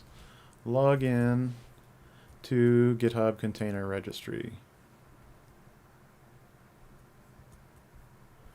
Your write packages scope.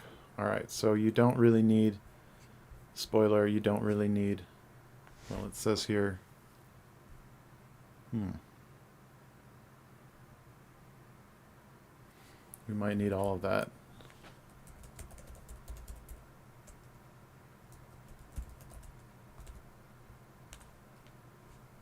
On push, job publish permission.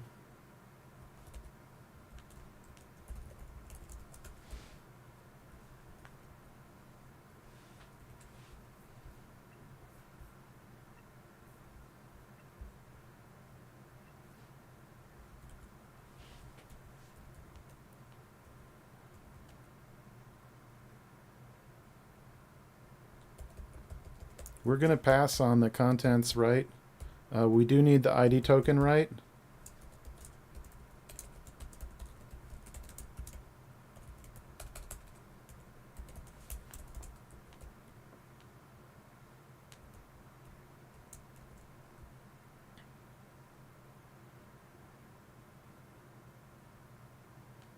It looks like we did skip login to GHCR, so we actually need that step. I'm going to follow the Flux example, which maybe we'll follow pod info because I know we're doing it there as well.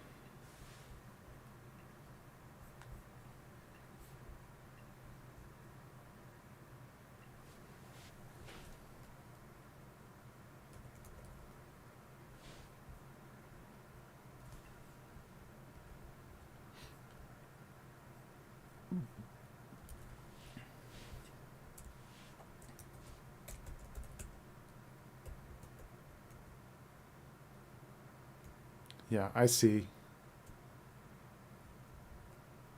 We could probably take those things out.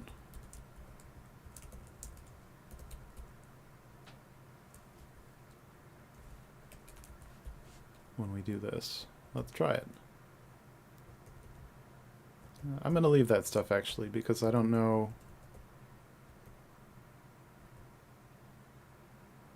I'm going to move this down to where just where it's needed. Push manifests.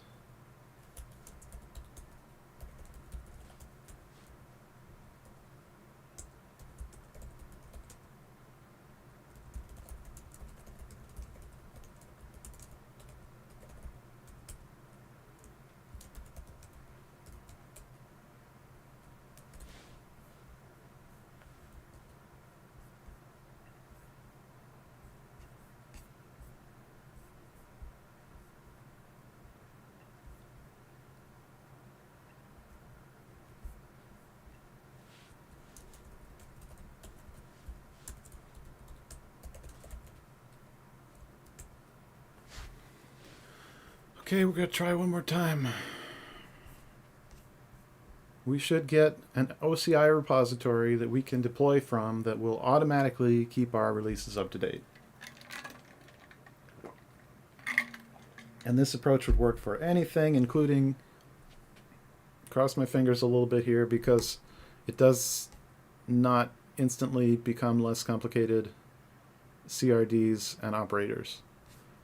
Just because we're not using Helm doesn't mean those problems go away. We still have to manage them. We just don't have the hard line that Helm has drawn to say I'm not going to manage them, and then the pickup where Flux picks up where Helm left off and says, well, we are going to manage them, but you have to configure it.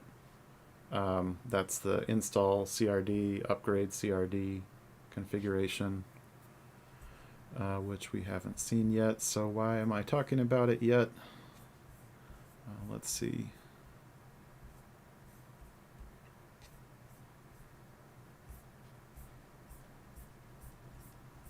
Six, 5, 4, 3, 2, 1. Okay.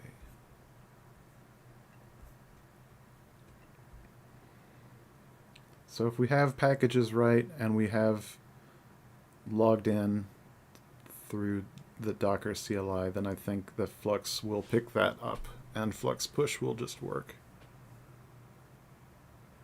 Then we can sign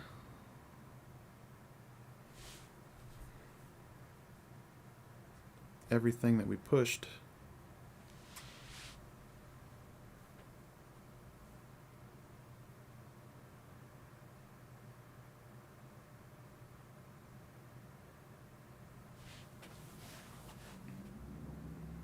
Pushed, signed, also signed. Terrific. Okay, all right, we are going to see it all today. We're going to see it all. This is great.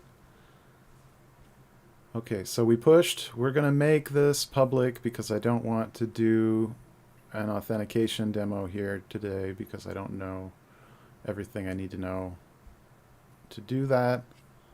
But we've got our build and manifest now. We can make them both public.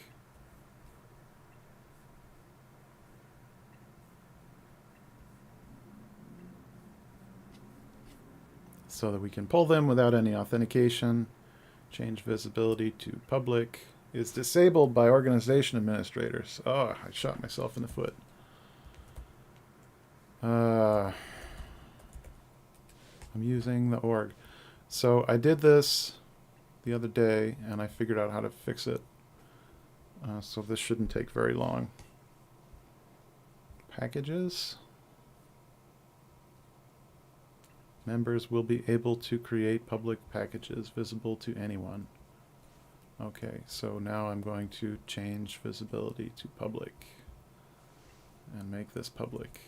And I'm going to set that back to the way it was after I'm done here. Change visibility here, change visibility public, Flux docs build.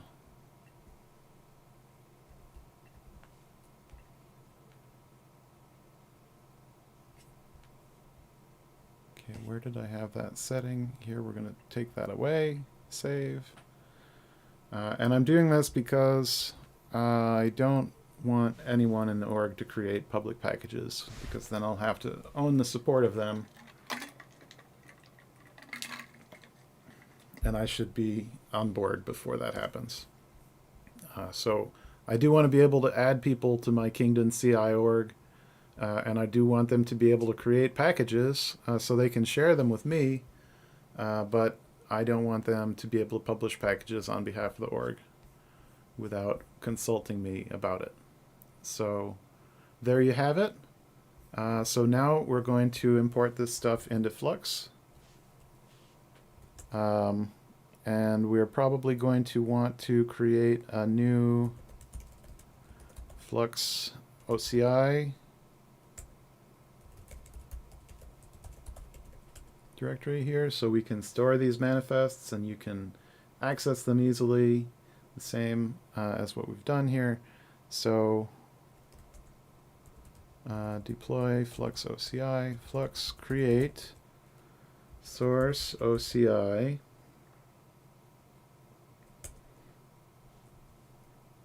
and it's going to be called Spin App. Well, no, it will be called Flux Docs.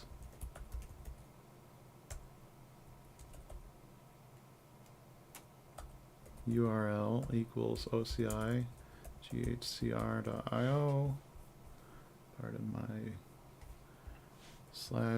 /kingdom CI Flux Docs. Was it manifest or manifests? Manifests. URL manifests latest. Do we want tag?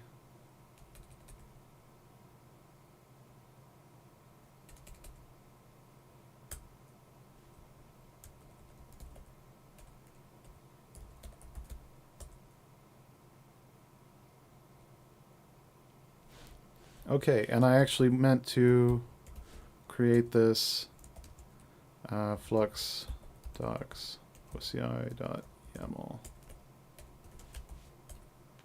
right there. Okay, so that's going, it's got provider generic set because we don't have an ambient credential for GitHub. So we might as well just take that out because that's the default setting. An interval of 1 minute is a fair default. We could set it a little bit higher if we're going to use, well, we set a receiver as well. We'll create a receiver too.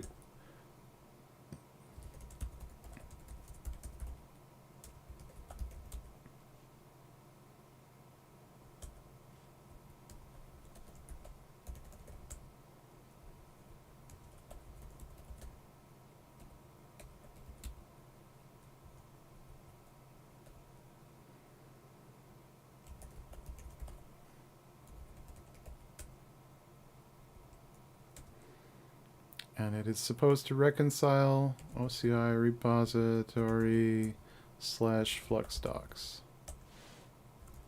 At least one resource is required.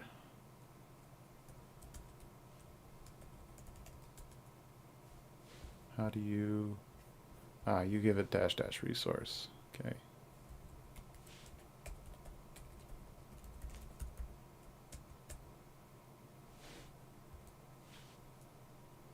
Unsupported value. It should be OCI repository, like that. Okay.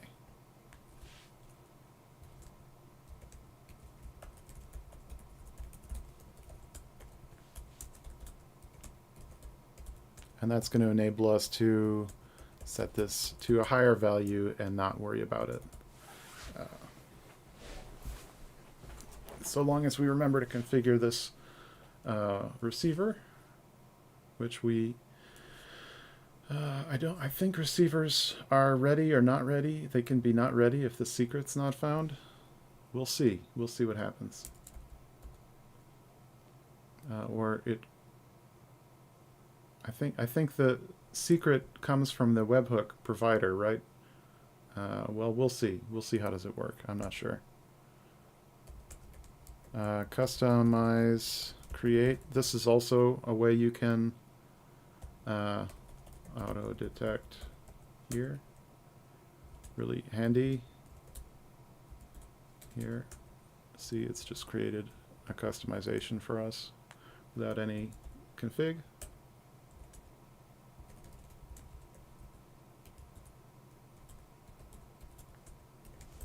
And we're going to add one bit of config here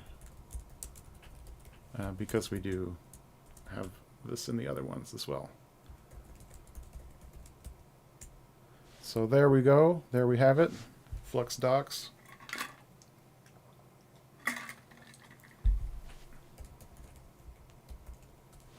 See in namespace default.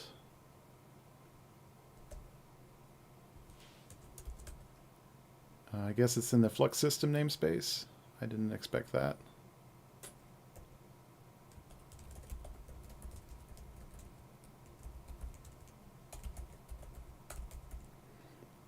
All right, well, it does say that it reconciled, so that's good.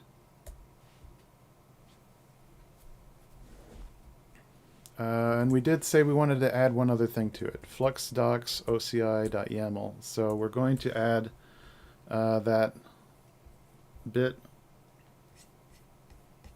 from Gimlet docs here. Where did it go?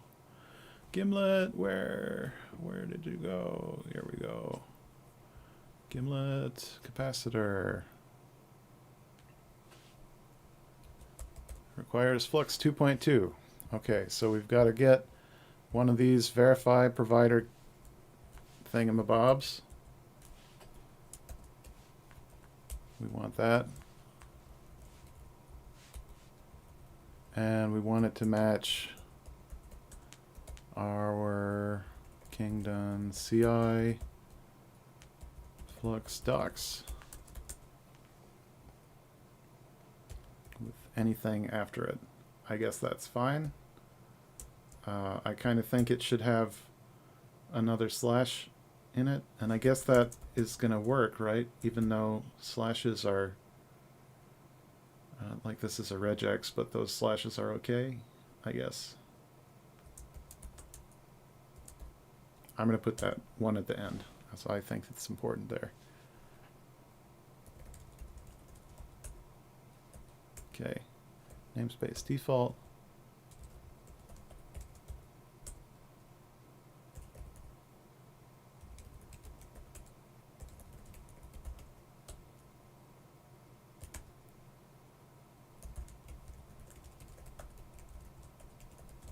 And now if you look at the status, what you can see here is you see a couple of conditions, one of which is verified signature. So we can see that the signature was in fact verified, and it did in fact match what we were expecting. So if I put in a different name here, like spin docs, we would see something else. We would see that it did not work, right? Here, we'll put the same typo we put earlier.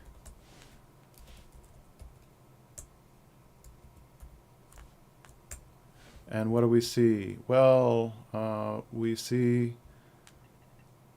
failed to determine artifact digest. Kingdom CI docs. Requested access to the resources denied. What is that? OCI artifact pull failed. Progressing with retry.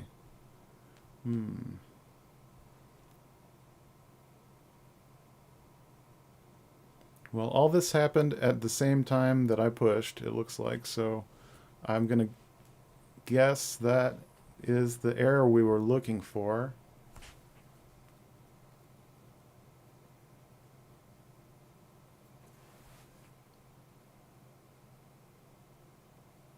See, this one doesn't say Flux CD. Oh, it does. They both say Flux CD docs. Token. So it can't get a token for that repo because that repo doesn't exist. And so the status is going to be ready false here. We'll get flux get source OCI. And you can see it is not ready because of the error. So if we change that to remove that error,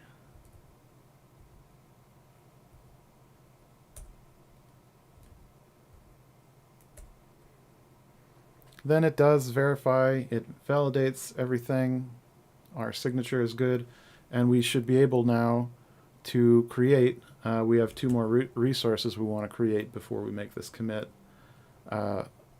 deployments that depend on each other. Flux create customization docs infra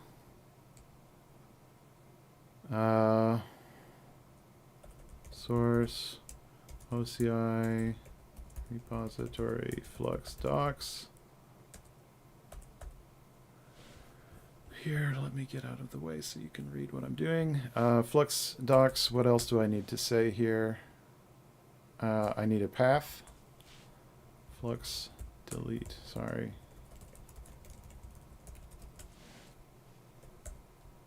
And we need a namespace.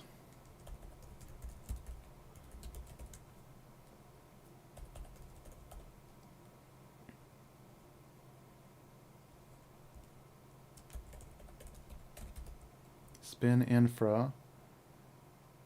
Is that it? And dash dash export.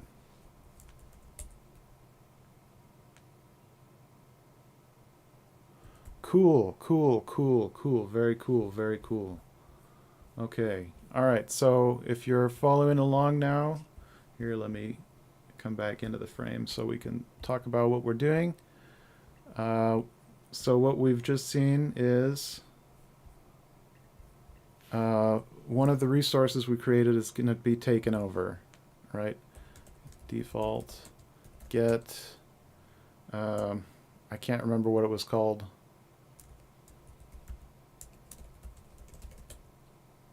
Some kind of app config or something.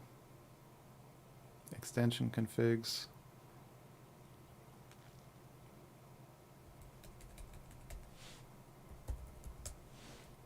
Spin app executors. Ah, all right. Okay, so k get spin app executors. Well, YAML. We're looking for something in the YAML. We're looking for a sign that it is being managed by Flux, and here it is. It's our docs infra customization that applied it from our signed manifest, and it's just how we remember it. And if we look at our spin app, we won't see that yet. Spin app Flux docs, because this has just been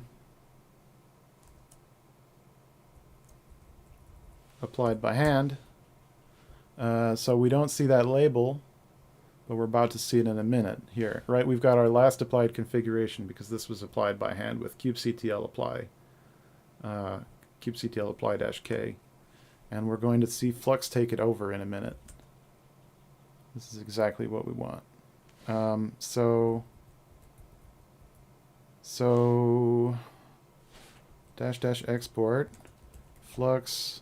This is going to be Flux or docs infra ks.yaml, and we'll do another one for spin app docs app, and it's going to have one more thing in it. Depends on equals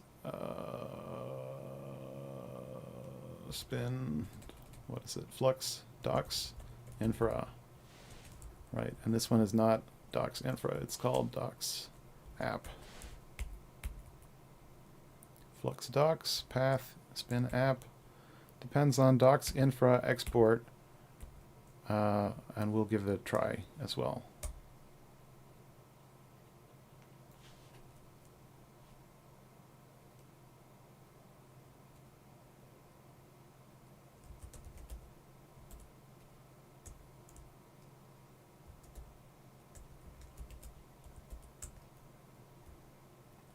Yeah, so here's what we want to see. This is our depends on statement. It points at the docs infra app. So this is not going to apply our config until after that one is ready. And we want both of these to have prune set to true as well. So we're going to set this to 10 minutes. We're going to set them both to 10 minutes. They don't have to be fast. So prune is true, and we'll also set wait to true, because I love to set wait to true. And we'll set timeout to 1 minute. And we'll set retry interval to 1 minute 30 seconds.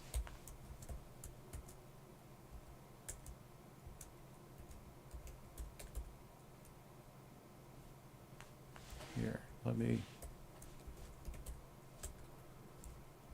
fix this stuff again. Here, up here. So path spin app, spin infra, prune true, wait true.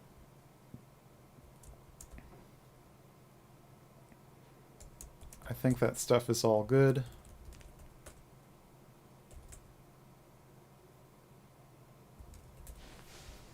Except for one thing, we have to add these right to our customization because we list all our resources there.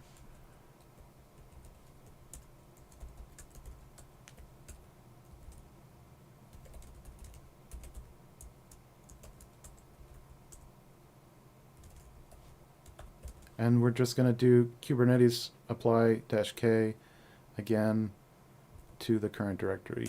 So at some level, you would add a reference to this in the OCI to your Bootstrap repo. You might have the Bootstrap repo might, so I don't know if it makes sense for this to really have the OCI resource in it. Maybe it shouldn't have it in it, but we want that Flux docs OCI match OIDC identity. We want that to be in there, so we've got to demonstrate that for our users. And how about that receiver? Here we've got to create a webhook secret. So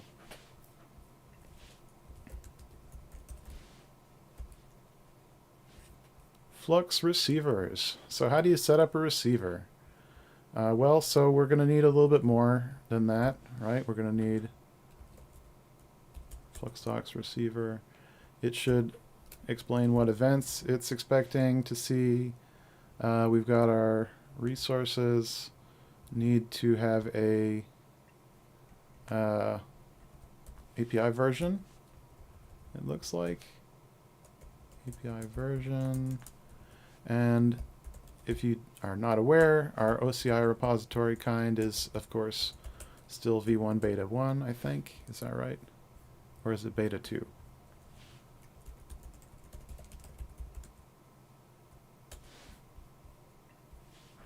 V1 beta 2. Okay, I'm wrong. It's V1 beta 2.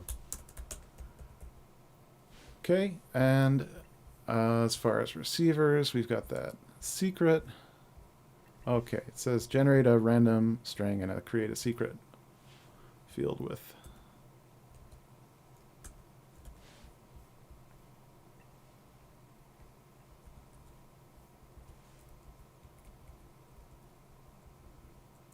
Alright, so this is going to go in the default namespace, create secret generic, and it's going to be called Flux docs webhook.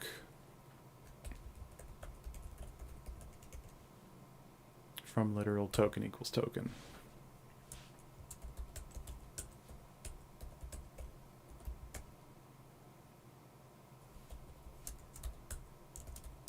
Wait a minute.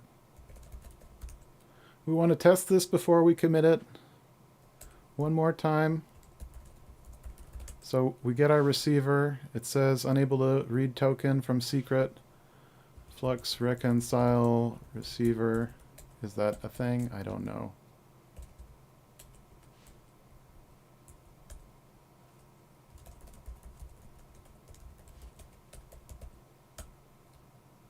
Flux docs webhook in the default namespace. We've got one there now.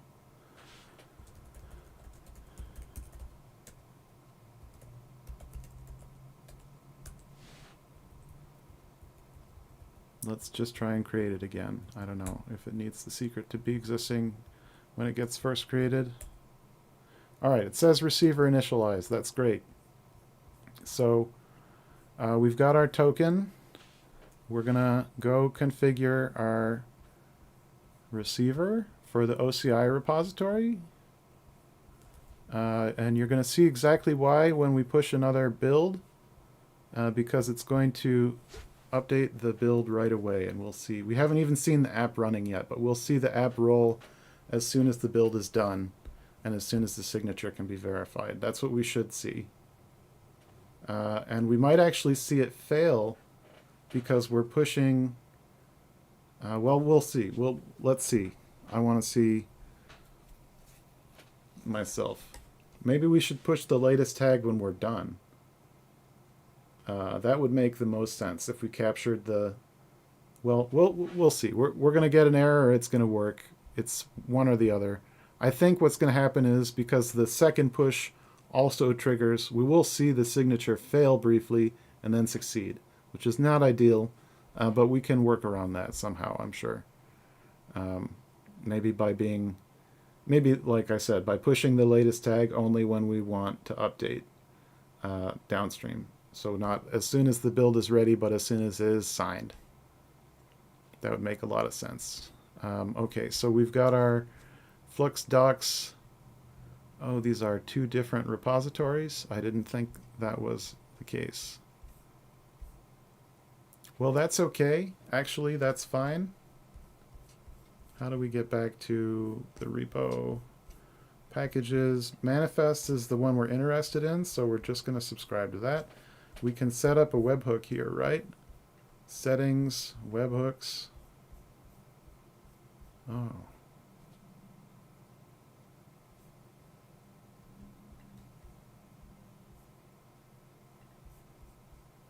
I've got my thing here. I can do this.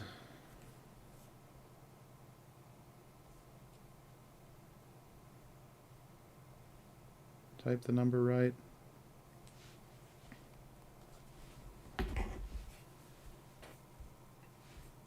All right, and the one that I want is packages published or updated in a repository. I'm not interested in pushes, and I'm not interested in...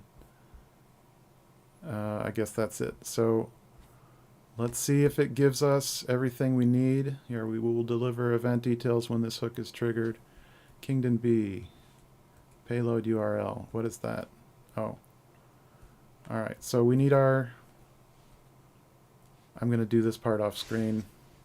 But here, let's get... Oh, well, so here's one problem is we don't have a way for this traffic to get in yet. which we may just need to rectify today. I guess this is, you're going to have to take my word for it that this part is good. How can we, what URL are we going to use?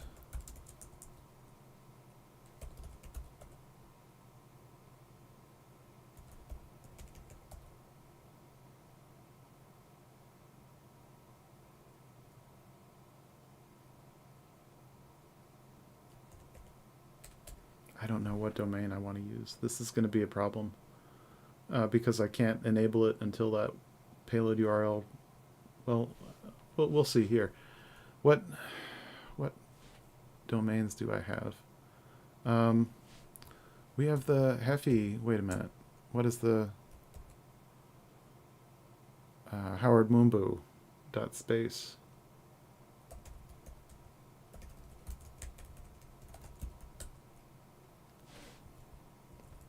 Do we get subdomains on that? All.howard.moombu.space is an alias. Oh, that's great. Cool. So we can invent any domain we want, and then it will be pointed where we want. So that will be taloswebhook.howard.moombu.space, and we'll actually make it talosdev webhook because that's where it's going. And then the secret I will complete off screen. Because you don't need to see it. That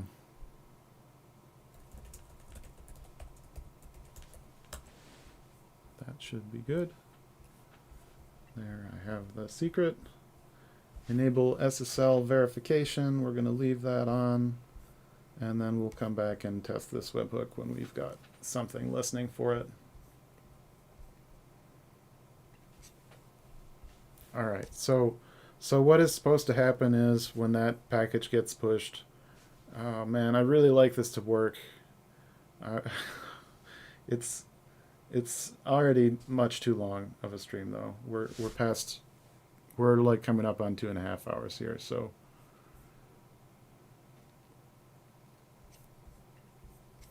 I don't know. Is it? Yeah, we've got the last delivery exception here. So let's just give it a shot. I know this is a pain in the butt, but we have everything set up so that we can do this. It's going to work.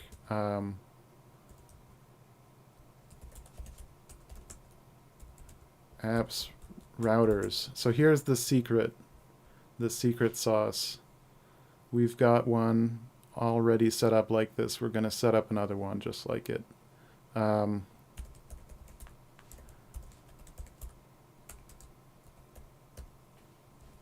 This is going to be Talos dev webhook.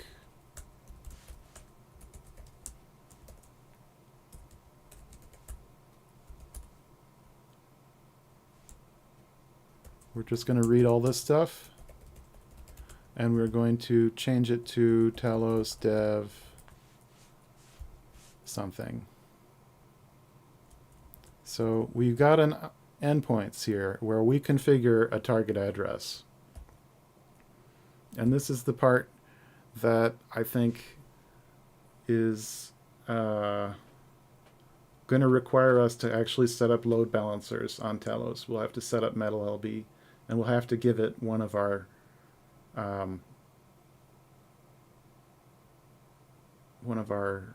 allocations for like load balancers. It's going to need a range of addresses.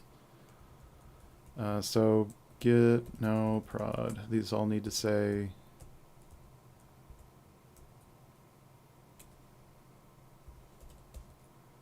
Talos dev.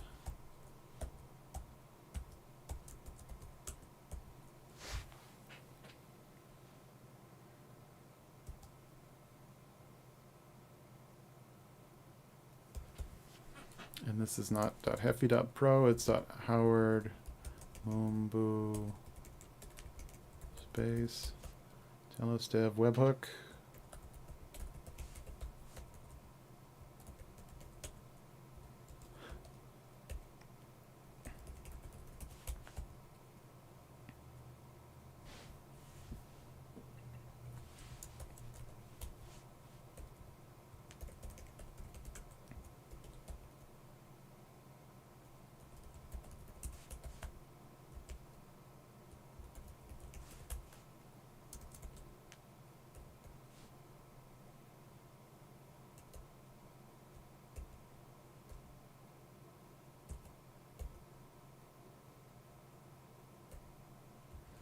So what is this SSL redirect stuff? Force SSL redirect false. SSL redirect false. I think this means on the back end. Oh. Oh. Sorry, I just hit my foot.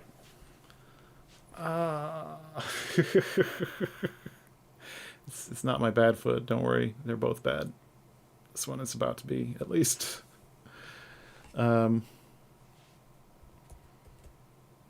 I think this means we're handling the SSL here, and we're not going to worry about the backend to get SSL. I think that's positive. I think that's good. We're not going to do, like, it's okay. It's okay that on the backend it's not mutually TLSified, because we don't need to manage Let's Encrypt on the backend and the front end. I know that we already have Cert Manager installed on this cluster, but we don't need. I don't think we need it, and it's probably not going to stay. That's my prediction. Maybe I'll be proven wrong, but we've already got our cluster issuer set up here. We've got an ingress class name public that we can use to expose this. It's not going to be called webhook receiver prod. It is going to be called Talos dev webhook.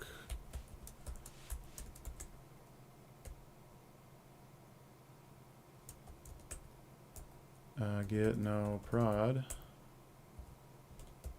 Talos dev.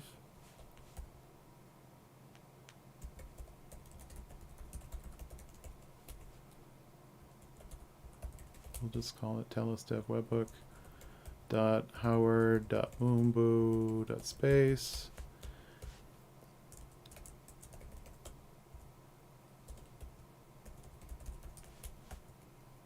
Talos dev public ingress.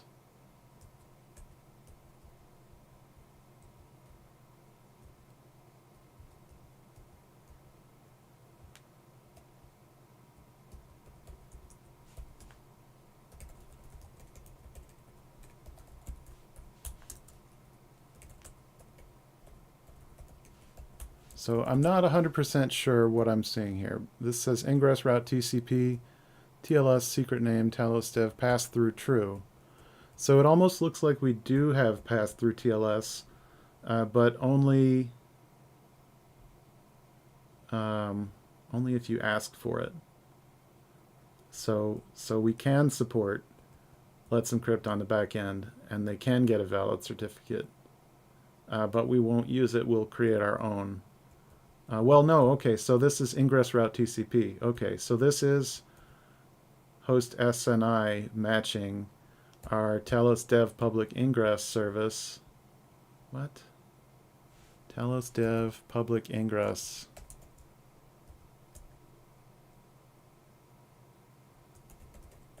I'm just going to finish the string substitution.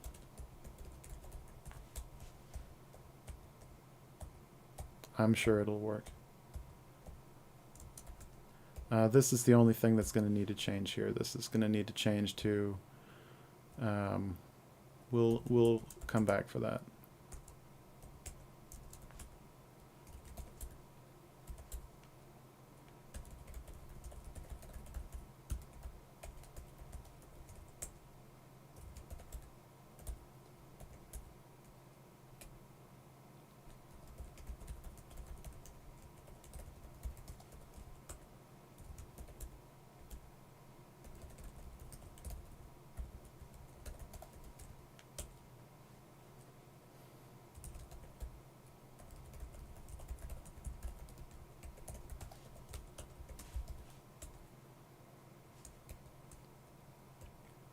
Okay, so change me.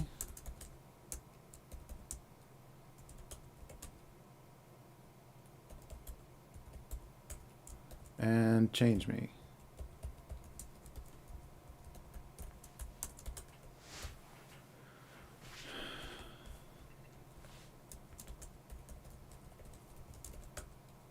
So we've got a reference to this in, so we can draw a little diagram here.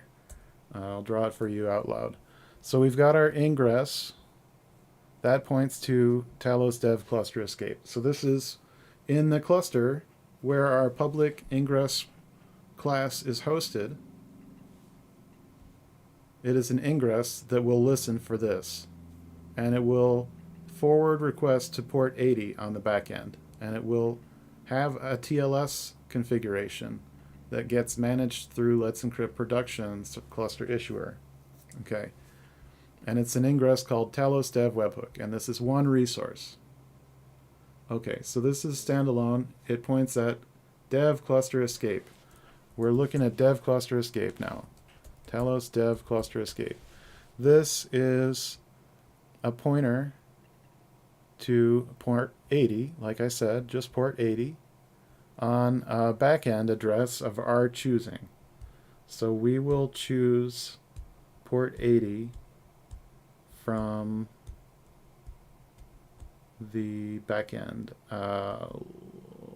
MetalLB, when we set up MetalLB in a minute.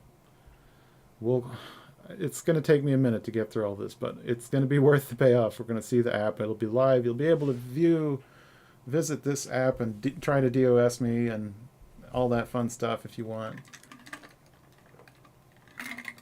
And hopefully it can scale with all of your requests because it's a spin app. That's the promise anyway. That's what I heard. It was going to be easy.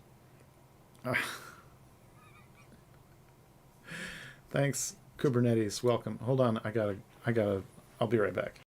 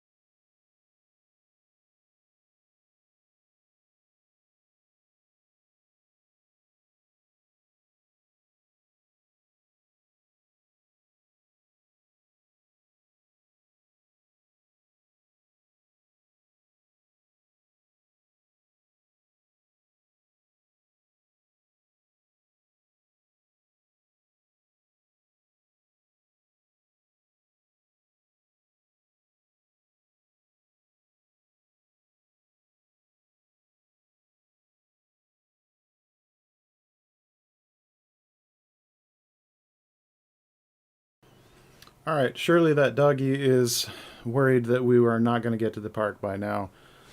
So we're going to try to wrap this up quickly, and I'm not going to go back over everything. But I am going to have to look at this stuff because I want to make sure it works. And we've got at least 2 places where we need to set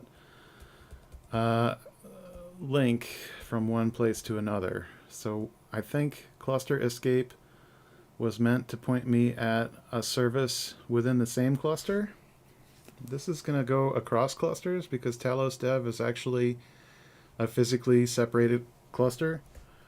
So it's not in the service address range here. But okay, so we've got Talos dev cluster escape, points at endpoints. The endpoint will point at from MetalLB. And then we've got 2 other files, Talos dev service endpoints and Talos dev webhook ingress. I think. Wait a minute. We already looked at webhook ingress. So we've got Talos dev service endpoints and Talos dev ingress route. Now the purpose of these is to take our single IP front end and multiplex it for the purposes of TLS, because they will come and ask for the TLS port, and we are going to have to be able to send them to the back end, which is going to be either the HTTP port or the HTTPS port, depending on which one they asked for. And if they ask for the TLS port, then we're not just going to forward them to port 80, we are going to pass them through to the backend TLS. Okay. And this is the really cool part, because this means we only need one front-end IP. This is why I use traffic at all, because I don't know how to do this with Nginx Ingress. I don't think that it's possible, and it certainly isn't going to scale for me. And I hope that traffic will scale this. I don't really know how it works on the back end,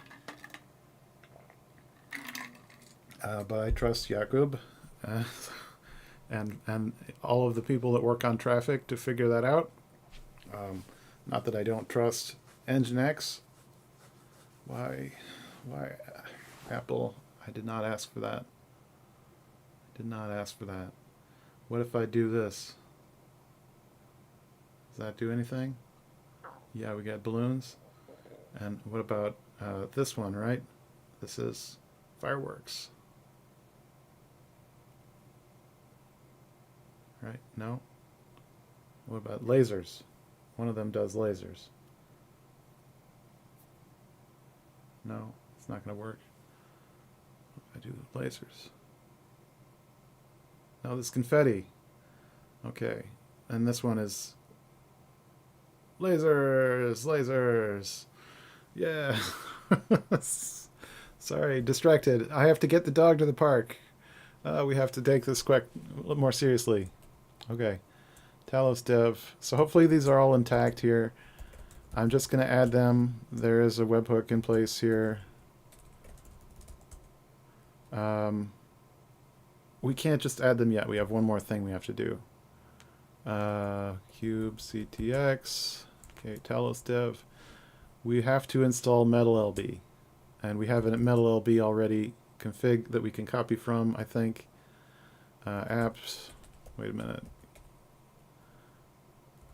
Flux Fleet Infra.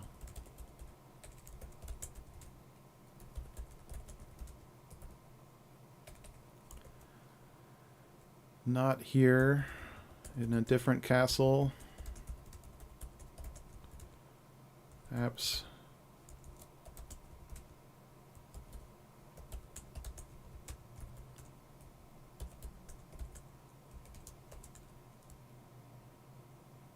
Yeah, cool. Okay. Resources. So here's our existing range. I think we can take the end range, 241 to 250, 252. I'll cap it there because I think that you should probably not go too high. I don't know. That's like superstition, right? Probably all the addresses are good. Okay. So we're just going to use L2 mode like we've been using because I think that is the safe bet. I think it will be okay to use L2 mode. We'll find out. So we've got Talos dev webhook. We're waiting on a value. Talos dev. Here, this is change me.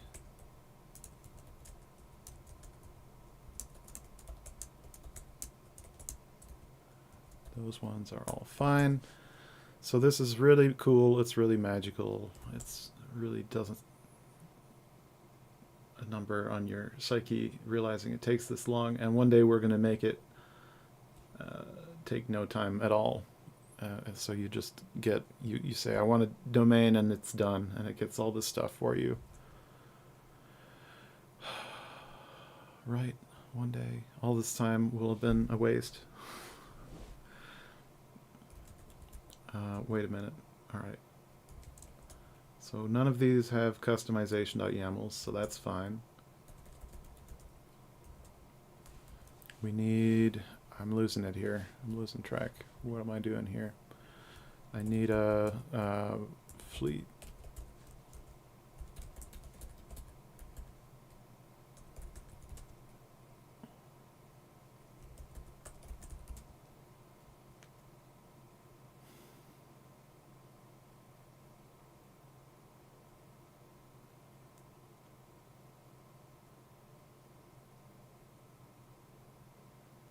Which cluster? Talos. Here.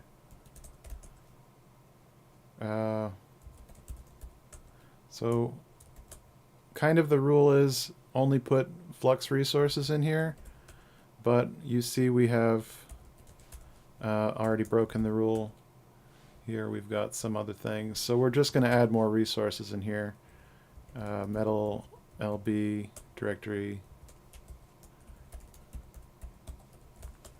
and we'll call it resources like we called it here, and we're going to call this 241 to 252.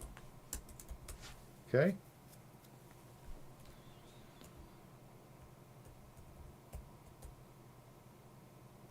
And I think that is it.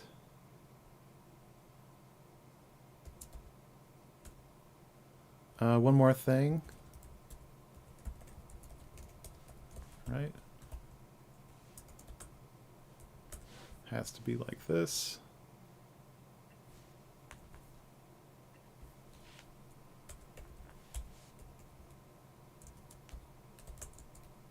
Alright, and let's look and see, is that actually the latest Metal LB version?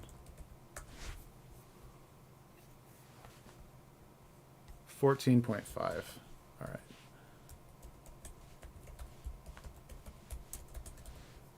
Hopefully they haven't moved anything on us. Maybe there's an upgrade guide so we know what we're getting into.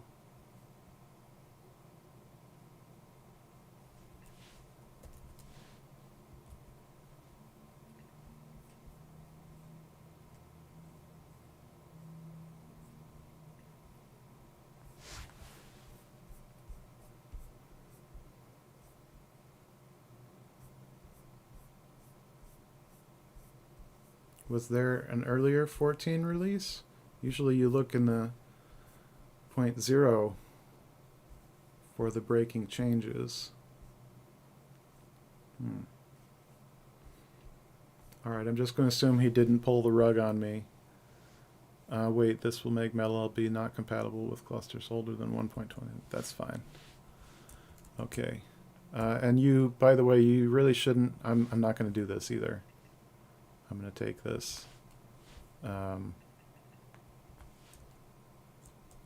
going to do this.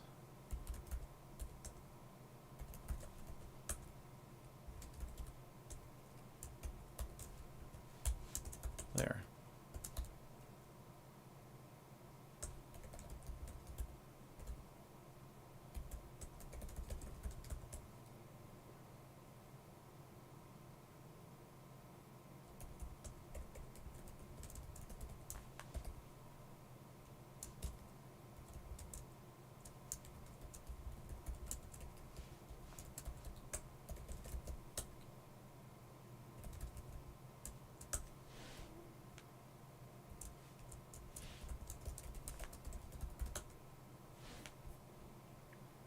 Okay, so we are actually going to provision a load balancer.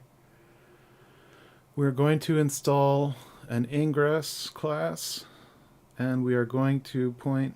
you know what? We're going to skip... Actually, we're going to skip some of that. We are just going to provision a load balancer. Flux docs will support us in that, I think.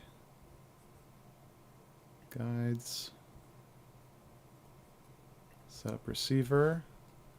Load balancer.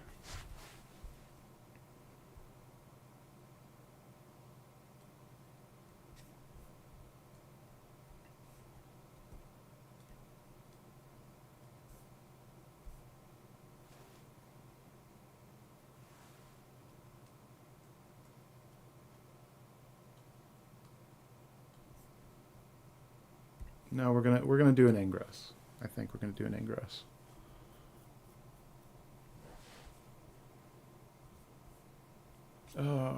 I don't know.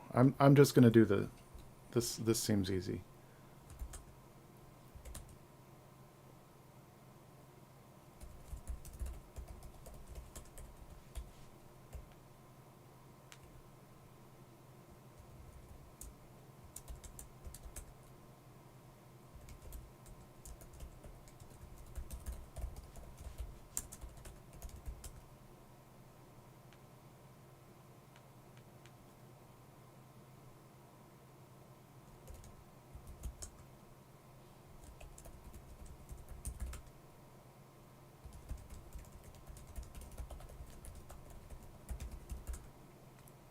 So once we've gone to all this trouble, we should also set up our webhook receiver for Flux system.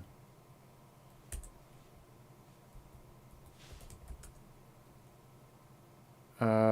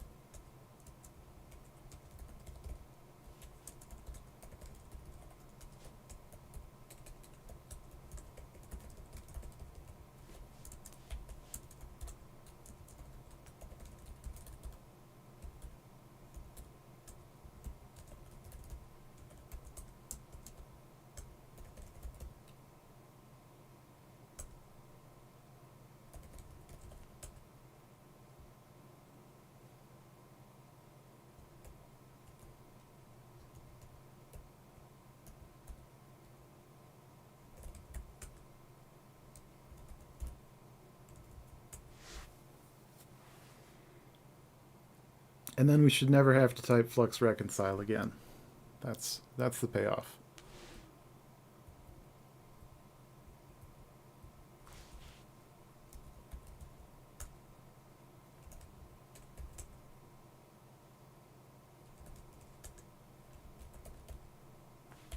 What is going on, man?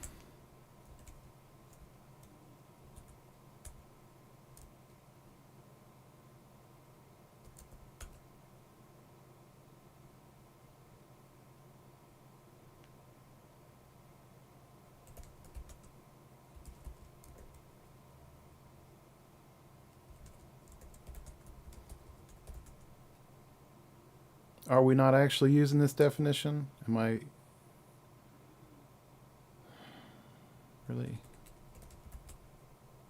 Oh, here we go. Fleet infra. Dry run failed. Failed to call webhook. Validate metal LB IP address pool. Connection refused.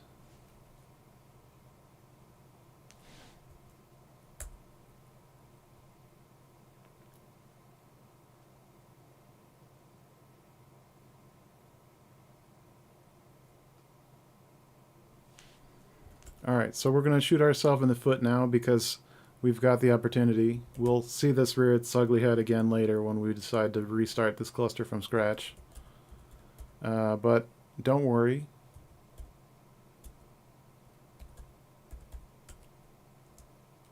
Alright, actually we're going to pick one of these load balancer addresses, I think, is what we're going to do. Div, metal LB, receiver LB, and it is, how do you call it? Kubernetes service load balancer IP. I guess it's just load balancer IP. Spec.load balancer IP. Being deprecated. What?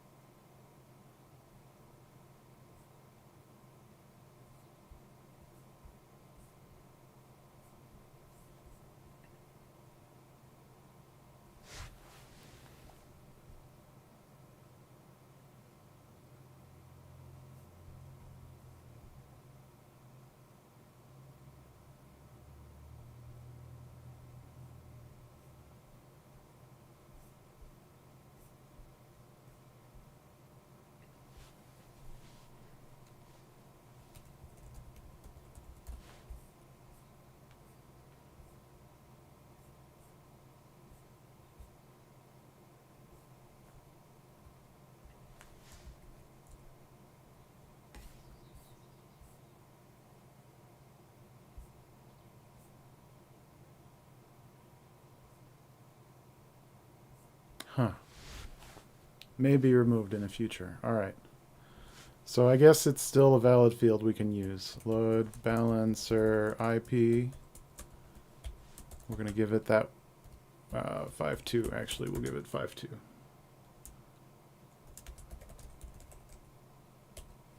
And then we're going to do one thing.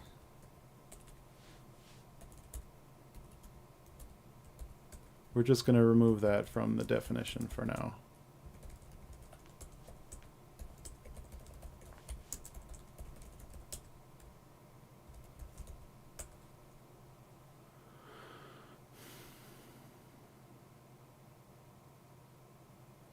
And now that we have that value, it goes in one of these, right? 252. So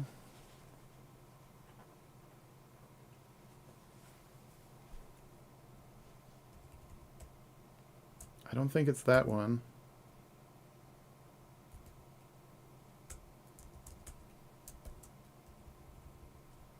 Talos dev public ingress.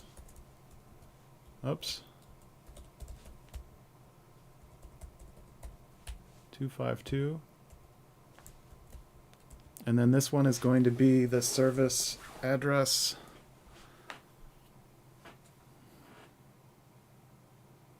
I think this is also going to be 252.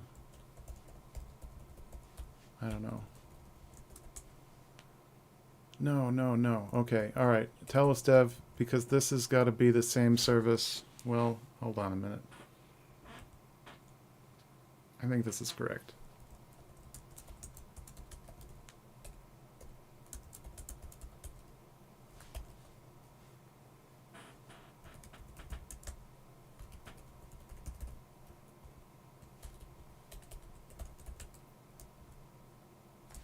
Okay, it got that. And here's what I mean by shoot myself in the foot.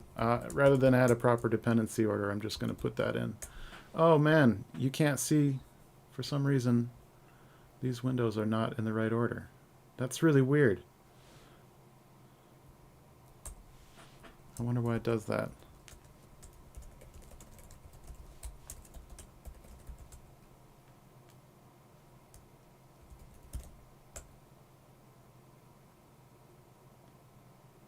So it's not actually the Flux system KS.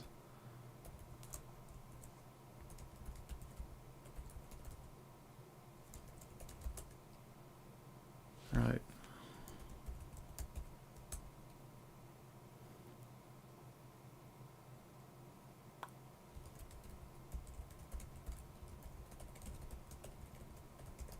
That's why this didn't work.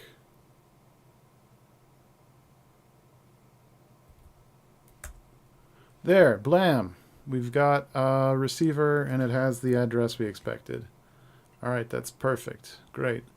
So now we can hopefully push this. There. Receiver, webhook.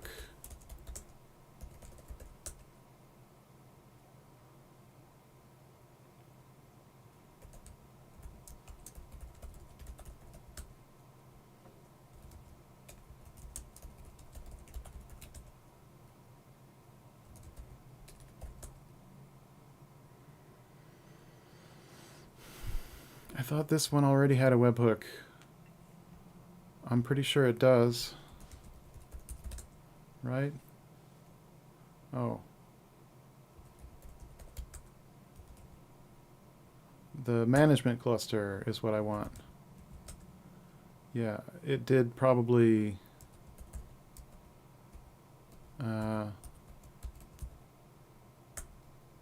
here we go. We've got some Talos dev stuff on our Mu cluster where it belongs because that's where our public ingress is hosted.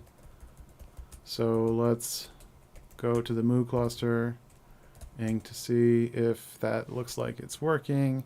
And we've got a solver on port 80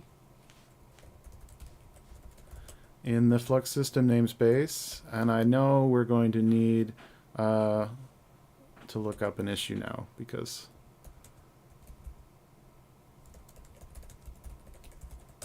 watch this here. Oh, it says it's false, right? That's a problem. How did we solve this here in... Wait a minute. That's interesting.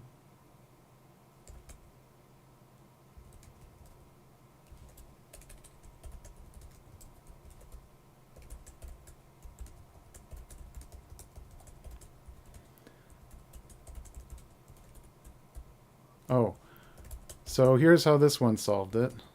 We're going to solve it a different way. Flux system.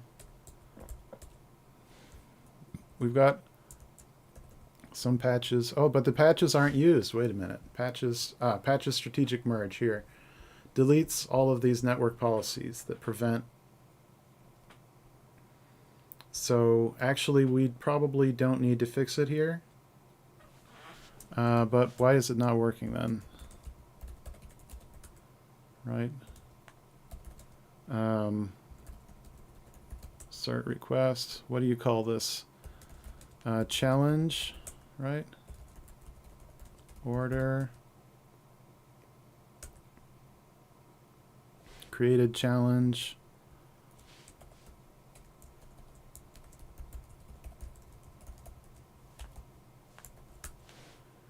Challenge presented HTTP 01, wrong status code 502. Okay, so we'll try to go to this URL. And it tries to reach us. And we can't get through. I think because Flux load balancer and receiving webhook guide. This is the bookmark here, I think. Duplicate of that. Here, some really nice folks solved the issue for us. We don't need to delete the network policies. We can allow anyone who has HTTP 01 solver label. Maybe there's one for load balancers too.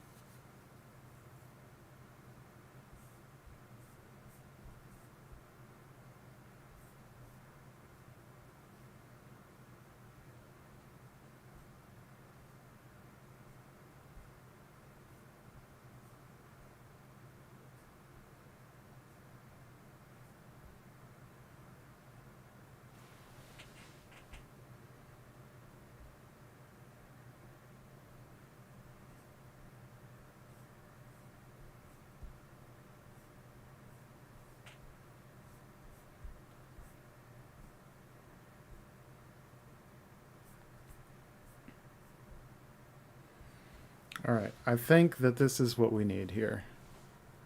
Allow webhooks from outside.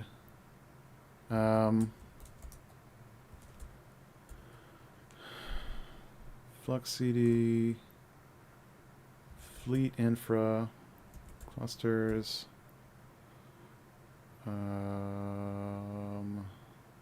Talos dev,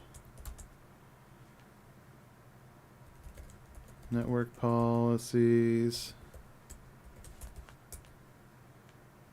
and this is the allow webhooks from outside.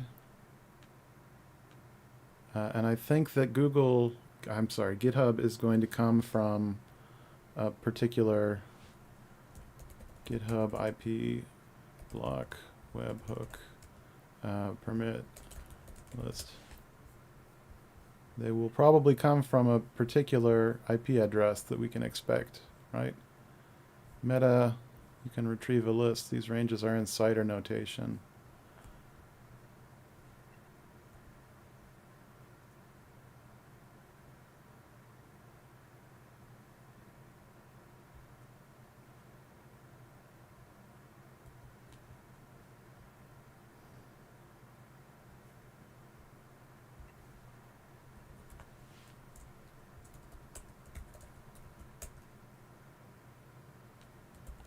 So github.com is 140 dot something. I don't know if that helps.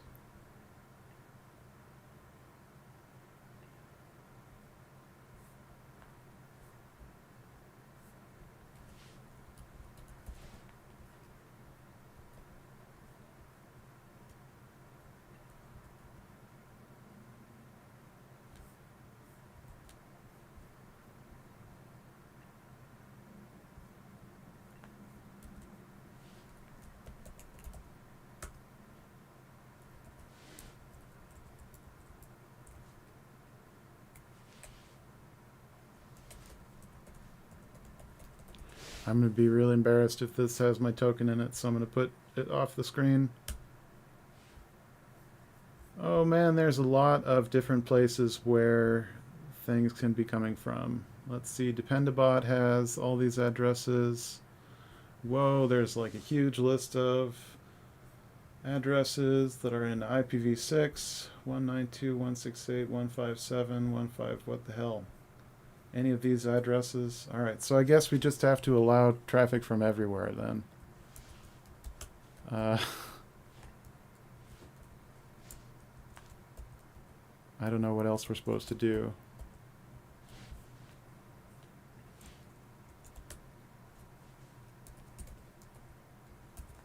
What the hell?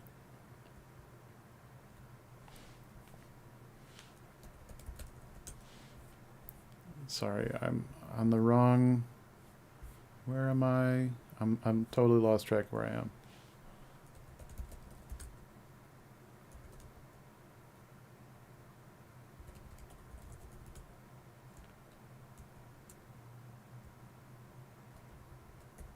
I think we want this to say events package.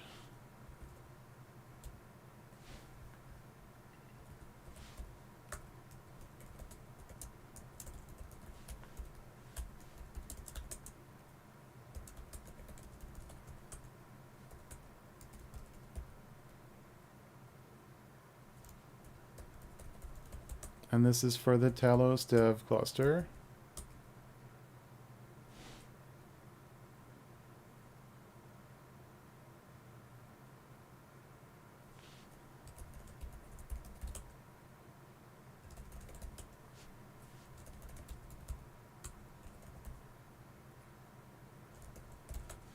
Shit, where is the... Here we go. Okay, so this is not going to say 10.0.0.0/8. We need this to be like everywhere. From IP block spec ingress, from IP block CIDR any.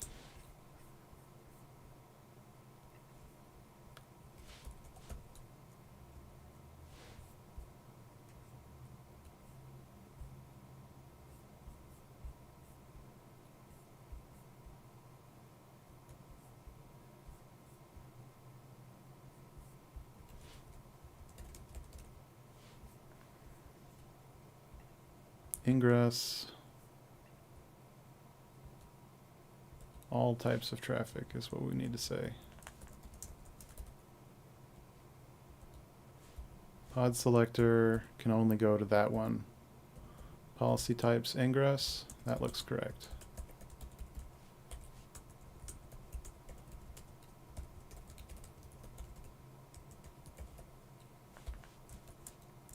Can go to notification controller. Wait, so this is only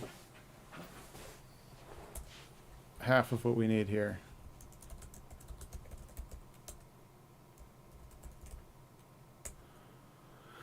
Let's try it anyway. All right.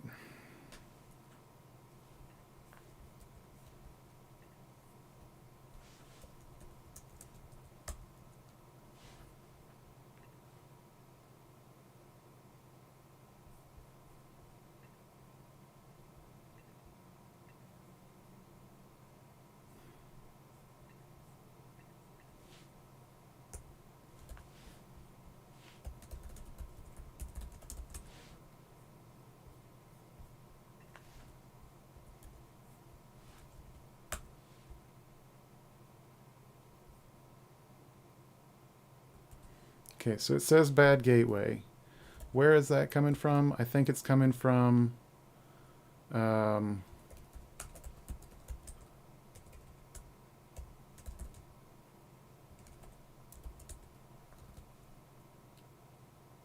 we've got our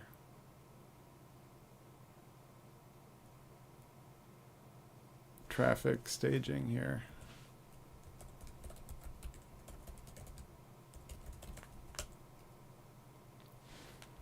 Error while connecting to 443. All right, no route to host.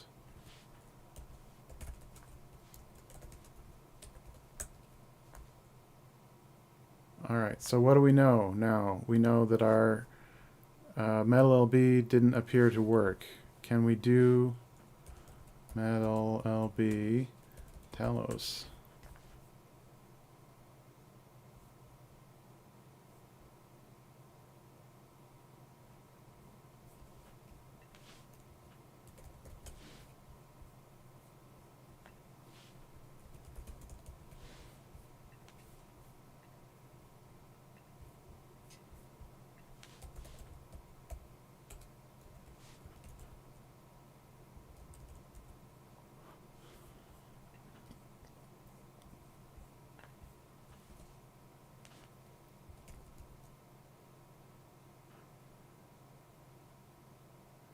It kind of looks like 1.7 is out.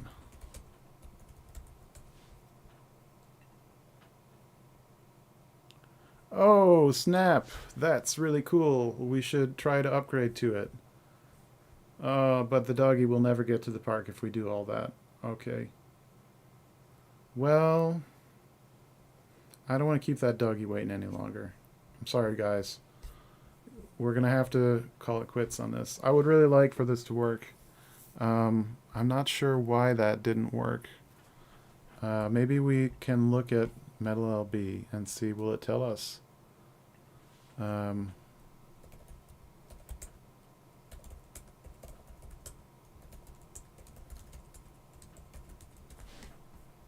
Controller and speaker.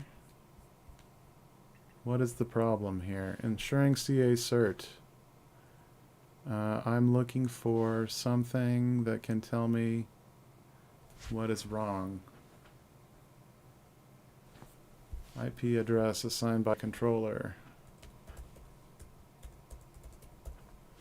IP allocated.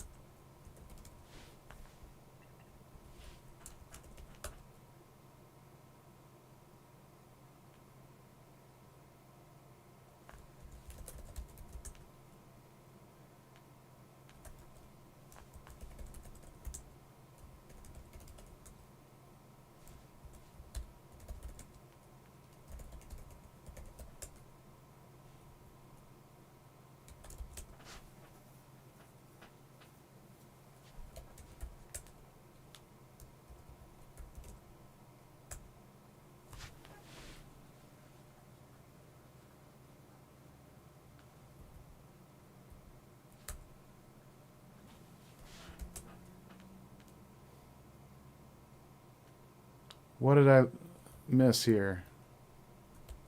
Did I not just add the thing to the right repo? Talos dev network policy allow webhooks. I know we don't have a reference to network policy in here.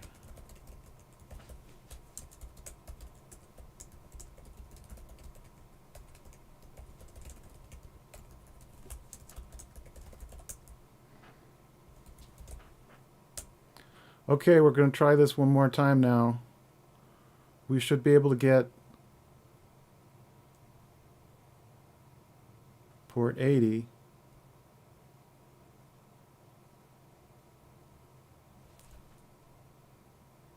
Is this network policy not valid?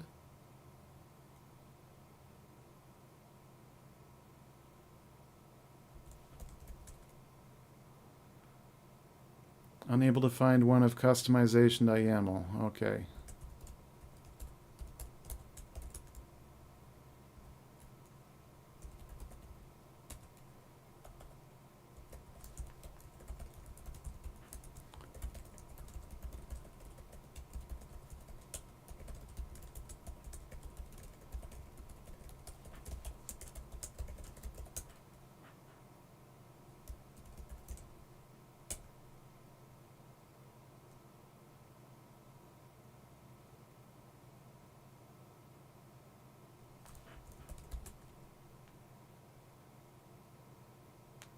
Expected list got map.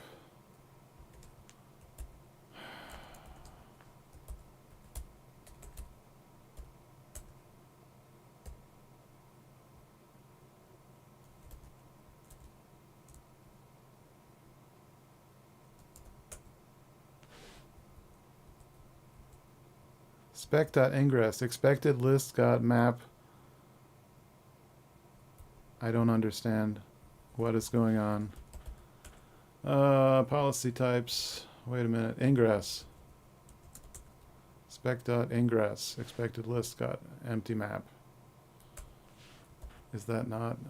It's a. It is not.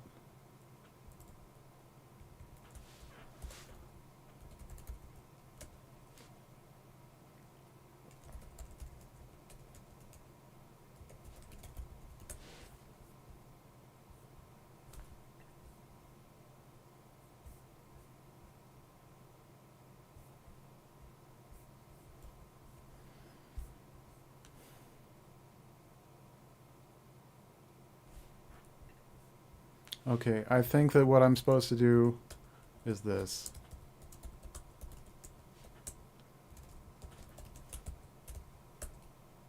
Yeah.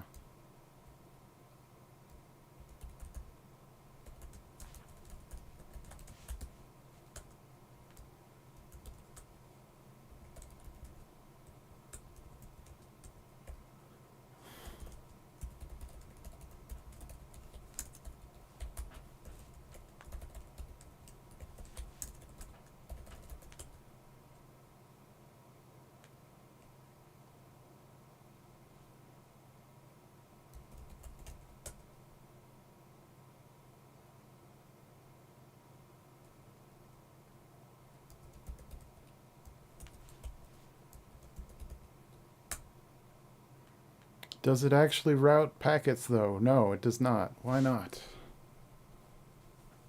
Is it not actually getting a backend at all? So here's where we can do something cool. Tail scale.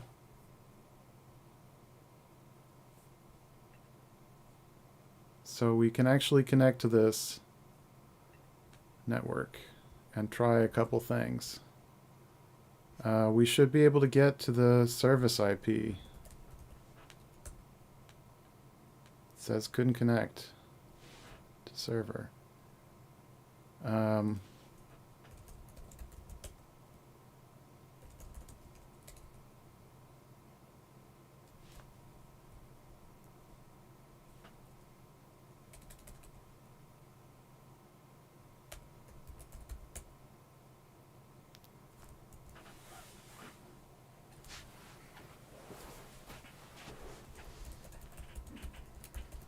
You know what? This is not in the right namespace. Okay? So that's one thing.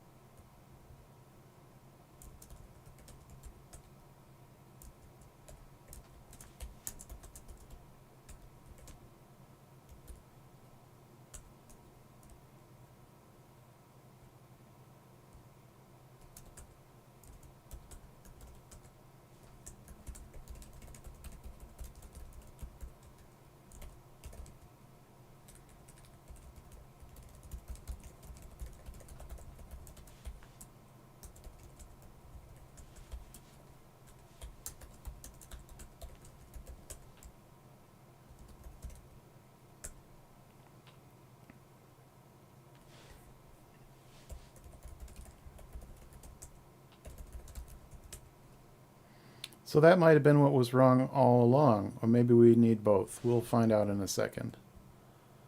Let's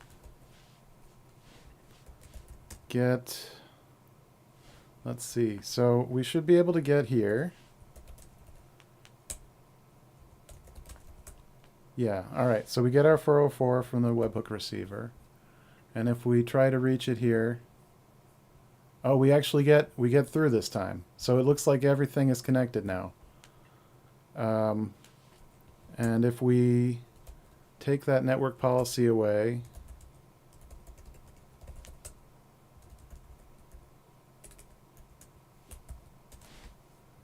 we might have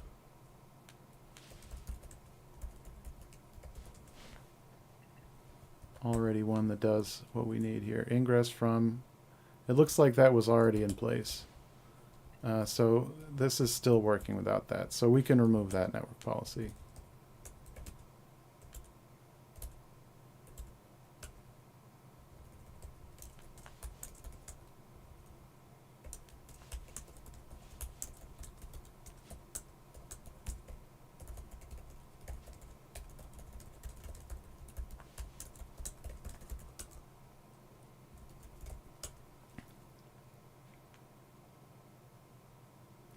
So, all right, we're going to do two things here. We're going to add another receiver that's going to use the same token, I think. Now we'll give it another token. We can give it another token. Cube NS, wait a minute.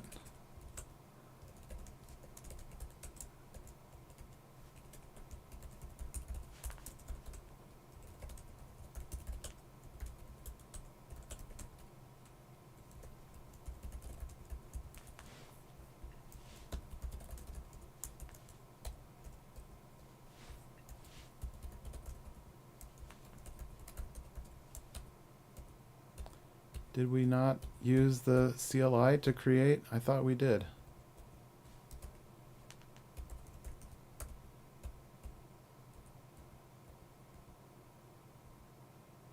Well, okay, we're just going to copy the receiver config.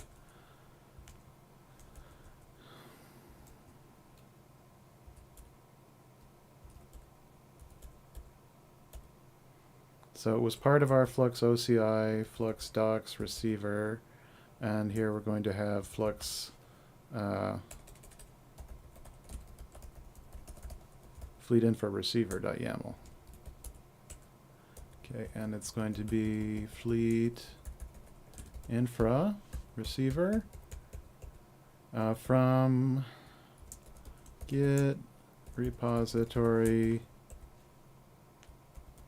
fleet infra, and this one is going to be push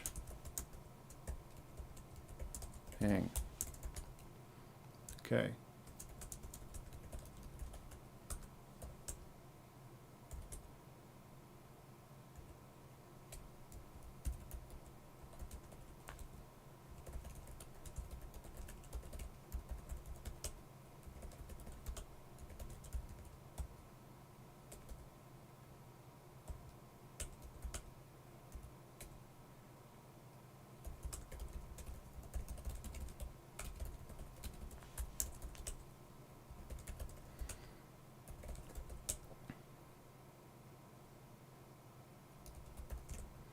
So we are not going to have to type reconcile fleet infra again. That is what we want to see here. And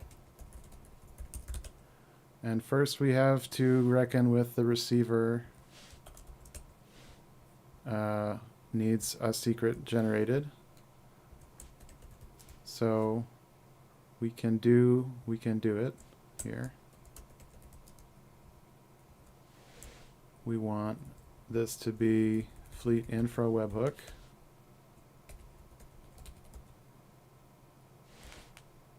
And it's going in the Flux system namespace.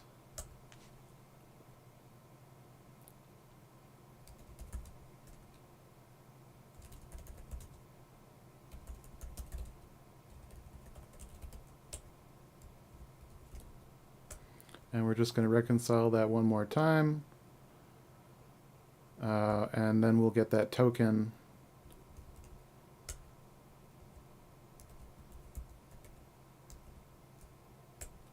Okay, so we see we can do it. Fleet infra. We're going to add another webhook here. It might already have one, maybe not. No, it doesn't have one at all.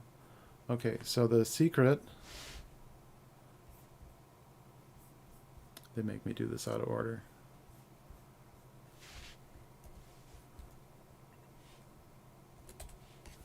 Let me get the payload URL. So it starts with this part.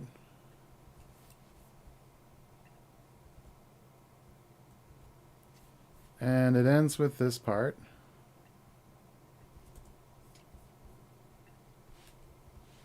And you make sure you don't have 2 slashes in that one place there. And it says send just the push event. That's what I want by default, and it should be active. And we are going to see, did it succeed when it tested? And it did. It received, okay, so that's good. So now we should be able to see all of our pushes instantly trigger a reconcile. So let's try one here. Here, we'll watch the Git repos.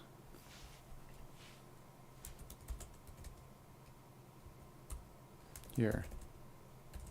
We don't need this directory at all now.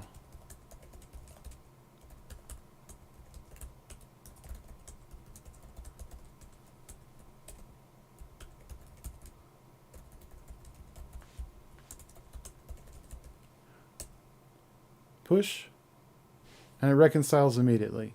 There, that's the experience that everyone wants. No one wants to wait. No one wants to push buttons. All right. No one wants to type flux reconcile. No one wants to go visit a UI. Everyone wants the receiver. No one knows. No one knows how important this simple setup is. It's so simple it only took me 3.5 hours on stream. All right. So we're just going to test one more time. We want to see, because we have 2 receivers. So if we actually push to our OCI repo, and how will we push? Here we'll go back to that spin flux docs repo. Git co. Well, first we're going to add Flux OCI manifests 2.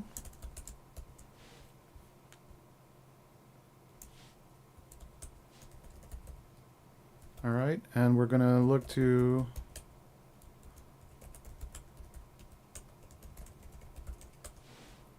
OCI repo. Right, because we want to see the instant that the change hits. So we'll do git push here. Oh.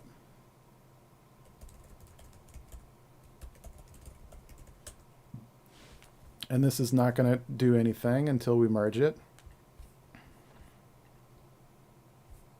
At least we should see that's the truth. Here we're going to make this a little smaller so we can see. And then as soon as we merge, we should start to see, here we can delete that branch. We should see the deploy begins. All of the things happen. And then as we do, here we'll do gh.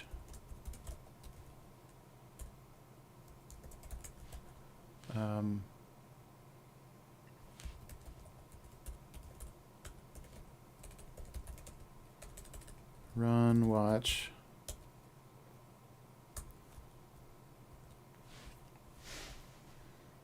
Okay, so we should see as soon as it's done pushing manifests, we should see Flux reacts right away, and we're not looking at the right thing, so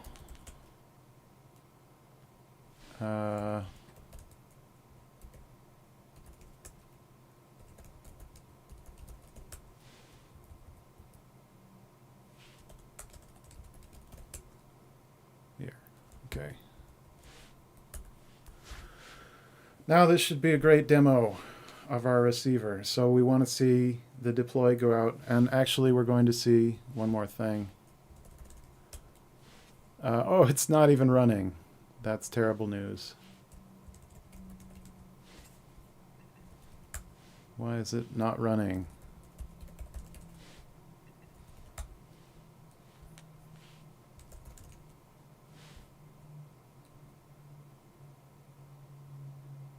Terminated, error 137. WASM time, spin 2.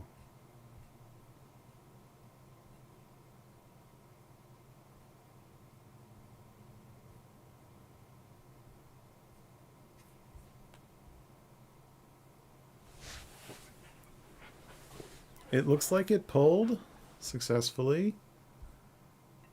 We'll see if it does another one here. So we've got our new manifests. They're signed. I don't see that the action was called for the package event.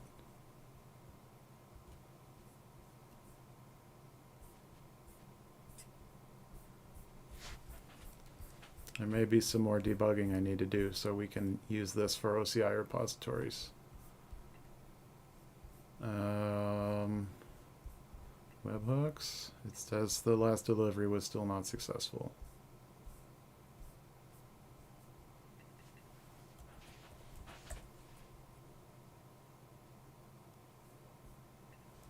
Oh, okay, so we've got HTTP. That works fine. HTTPS still does not. Alright, so that's something for me to work on. But I think I can just do that and say no, just use HTTP. And let's see if that works.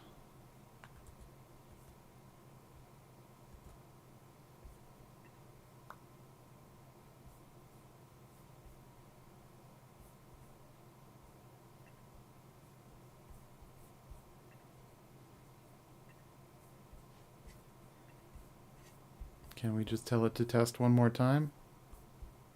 Or do I have to actually push again?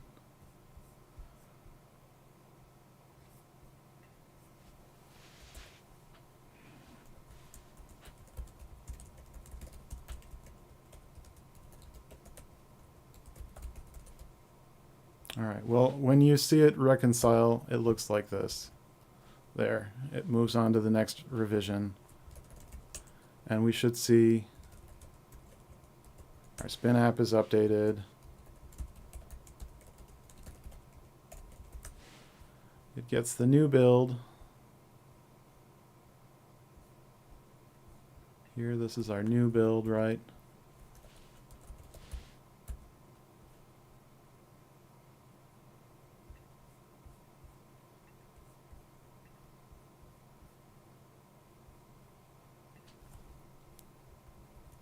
That is the new build published 3 minutes ago. And there's a reference to it in the latest manifest, also published 3 minutes ago.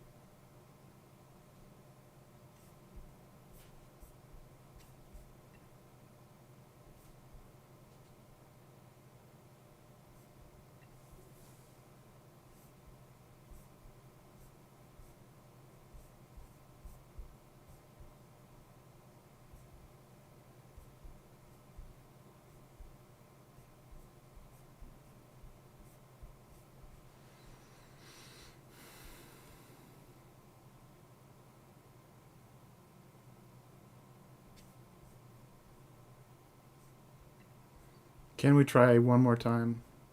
I don't think that there's anything that's going to stop this from working now. But how do I... Let's see.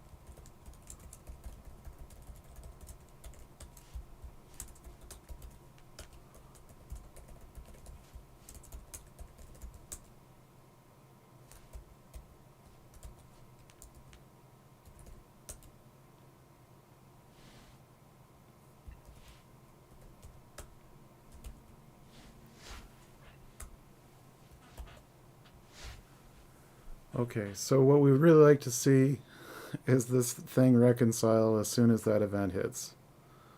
Because it looks like we've debugged this before, and it has been an issue, and it has been resolved. So this should really work, but the only thing that's stopping us right now is our certificate is invalid because I think we're not connecting to the correct service to validate the certificate, and I think I can resolve that.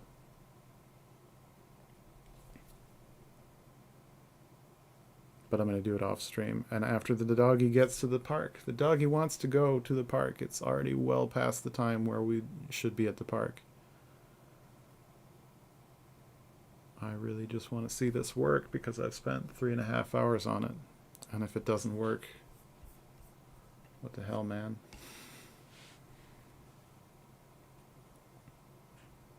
And I've spent 3.5 hours on it because I'm going to write a document that you can use to follow all these steps, and it will take you less than 3.5 hours because you're not going to have to do it cobbling together a bunch of baloney. So by the time you watch this episode, it's going to be a footnote in that document, and you probably, stored latest artifact. So it looks like it just reconciled once.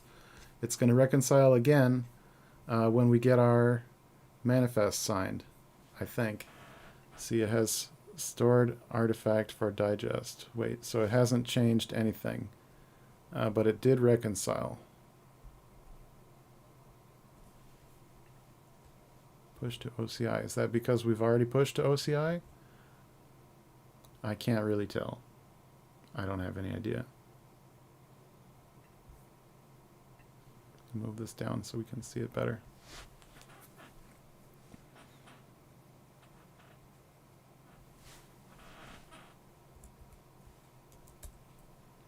Here, I just want to see.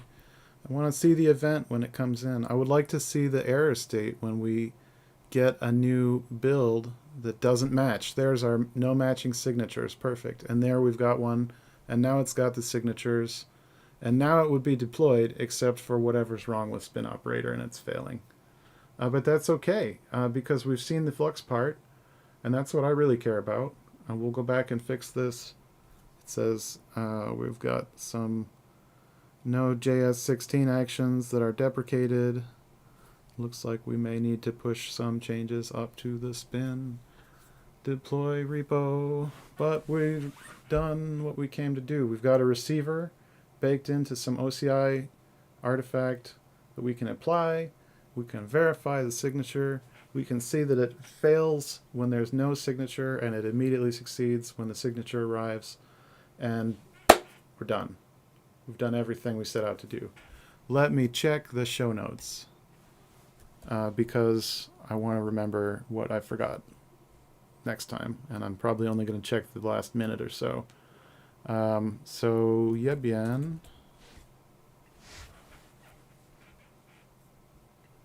Done everything we set out to. All right. So we didn't really expose a performance issue in the widget. That, I guess, we can live without. It's good news because, all right, and we didn't really upgrade Talos to 1.7.0, which I think we can do now that we've got all our stuff in Git, I think spin operator is already broken, so we might not have a problem wiping the whole thing away and trying again. But we should probably address this. You cannot downgrade CRDs in Kubernetes thing. And also, wish me a happy birthday if you see me in the next couple days, because it's my birthday. And we're going to the park. With that, I'm out. Have fun, guys. Hope you try this at home. Or don't try it at home if you don't want. If you dare. Try it if you dare. All right, I'm out.